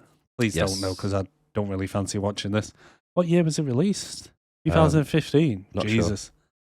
Okay, our next one that we're going to be doing, by the way, guys, if you want to play along, again, if you let us know in the community section on YouTube, or you can contact us on the email address. Our next one is going to be Maximum Conviction 2012, Steven Seagal with Steve Austin. Stone Cold. Stone Cold. Stone Cold Steve Austin. So that's one we're doing next week. So you want to play along for that, Yeah. you can do, and we'll read them out when we do the filming for it. So, should we do the awards? Okay. King Best Kong? Actor, aka the King Kong Award. Yeah, that's right, you better walk away. Go on, walk away, cause I'm gonna burn this motherfucker down. King Kong ain't got shit on me. Want me to go first? Please. Best Actor, Michael Dudikoff. The man actually went away after the first one, got some acting lessons, and actually did a bit of acting. You got it as well? Yeah. Hey. So well done, Michael. Your King Kong award is in the post. You may not win any Oscars, but you have won the King Kong, which You is a have. bit more. Yeah, a bit Of a more worthy prestigious, award. isn't it? Definitely. Well, yeah, it's in the post here. But honestly, not to your address because we don't know where you live, but it's in the post. right? Hats off. His acting from the first one was goddamn awful. Oh, yeah. He was literally like a trash can full of dirt. A piece of wood could have done his acting. This, you done good, mate. You done good. You did good. You You definitely done good. You definitely went away. You learned to fight a little bit better, and you actually learned to act. So yeah, definitely. Right. Our next So- one is the worst actor, named after the trash can and worst person himself, Steven Seagal. aka the Golden Seagull Award. Seagal. I'm gonna take you to the bank, Senator Trent. To the blood bank. To the blood bank. Who are you taking to the blood bank? I'm taking to the blood bank Mr. Wild Bill. Are you? Ah, he was shit. I would say he was beaten though by Gary Conway / The Lion. It was tempting, but To be honest, there were a couple in this that I could have easily given it to. Wild Bill being one of them. Wild Bill, the lion, the sergeant fella, the girl, and Tommy Taylor. Yeah, he was bad as well. There was a lot of bad actors in this. There was a lot. There was definitely a lot. Even the biker people. Every single one of them was just every shit. single one. Mr. Dinner Shirt. Even Alicia, some of her acting was terrible. Like when she was being kidnapped. Garbage. It was absolute garbage. But to me, it was just a lion. And I think it was just by the fact that he also wrote it as well. He couldn't deliver his own lines properly at all. It was just terrible. Yeah. Bad dialogue, bad lines, bad acting. Yeah. Best character. It's got to be Jackson. I was going to go for Jackson, but I've ended up going for Charlie. Really? Yeah. See, Jackson just the whole way through it, just like with his coked up rampage. And See, I think, like, say, his intensity, he went to 15. Yeah. He just went out there. He just took a few lines. That was what was good about it. And then had fun. That was what was good about it. He just like when you mentioned before, when he's running around the bar shouting and calling everyone midgets and then just like taking punches off people. And he was just clearly coked up off his tits. Yeah, I liked Charlie. Charlie was all right, but he was just a bit of a side character. Is it me or was the first guy with the helmet head that looked fairly similar to him also called Charlie in the first film? He was. You need to Just come up called with some Charlie. better names. Bad writing. It is bad writing. It's like, okay, who we go use as a chaperone for the next one? Yeah, Charlie. Charlie. Thinking the number 3, their little tag-along is Charlie. Although it doesn't have Dudikoff in that, does it? No, somebody else. Worst character. I've gone for the actor's name is Cloudsley Smith, Oh, yeah. who's the angry general. The sergeant fella. Yeah. Yeah, that's who I've gone for. I've Have you? got the sergeant fella, the angry sergeant fella. He was just... There was no need for him to be in the film. No, It was almost like someone had put him in there as a favour. he was just like over the top shouting. Yeah. It reminded me of Dennis the Menace, the old guy, Dennis! just shouting constantly. Is the next door neighbour? Yeah. Oh, yeah. I know The what you mean. Harrisons or what the fucking called. George. Yeah. George, leave him alone. What was going to say, the thing is, the character was just terrible, but I can't help but think he would have been better as Wild Bill, as the CO of that thing. Maybe not as laid back, but a bit more shouty. Suppose. I don't know if it's just it's because like he was... Wild Bill, mate. When he's giving his dialogue, it's like he's just reading off a cue card. It was a bit. It was... It's like, oh, this guy is a pain in the arse, and what's that like? What's that say? Yeah, Squirming little bastard. it was very robotic, yeah. It was like he was, like you say, reading off cue cards. You want me to do me 3 best bits? Hot Babe. Oh, we're doing Hot Babe. Okay. Jackson's bird. Jackson's wife. Yeah. Yeah, I've gone for that as well, mate. Yeah, she was fit. We're getting a lot of the same here, aren't we? 3 best bits. Yeah. So, my 3 best bits were, the first one was when the ninjas arrive at the bar at the beginning because it was just a what the fuck moment. As soon as they opened that door and 2 ninjas walked out, it's just like, oh, what? No. When Jackson tells the guy to stay down, I thought that was quite funny. Yeah.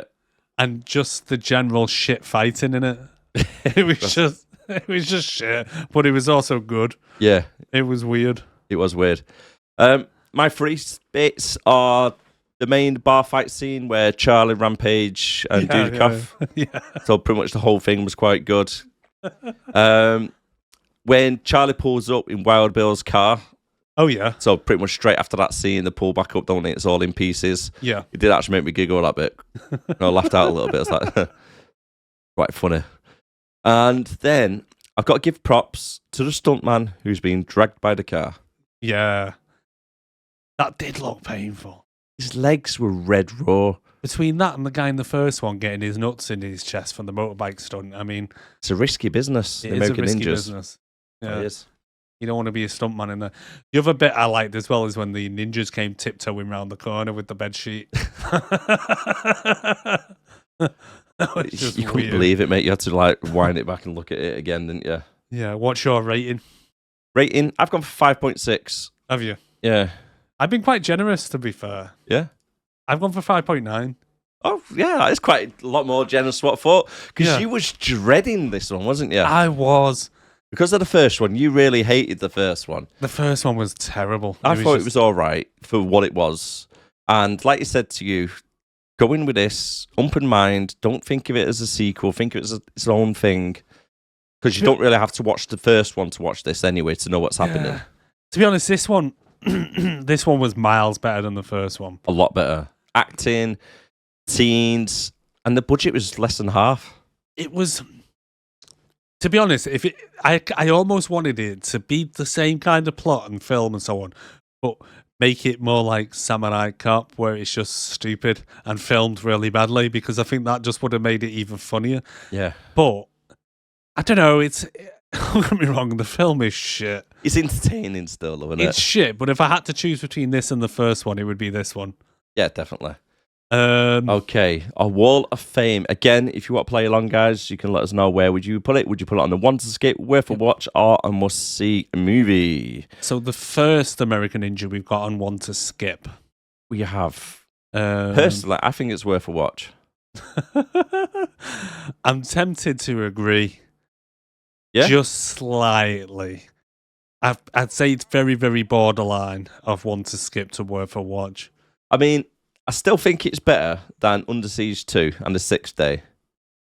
Yeah, Under Siege 2, yeah. Sixth Day, no. I do like The Sixth Day. Fred Claus. Fred Claus, definitely. Fred Claus can go suck a dick. I can't believe that's on worth a watch. You said it.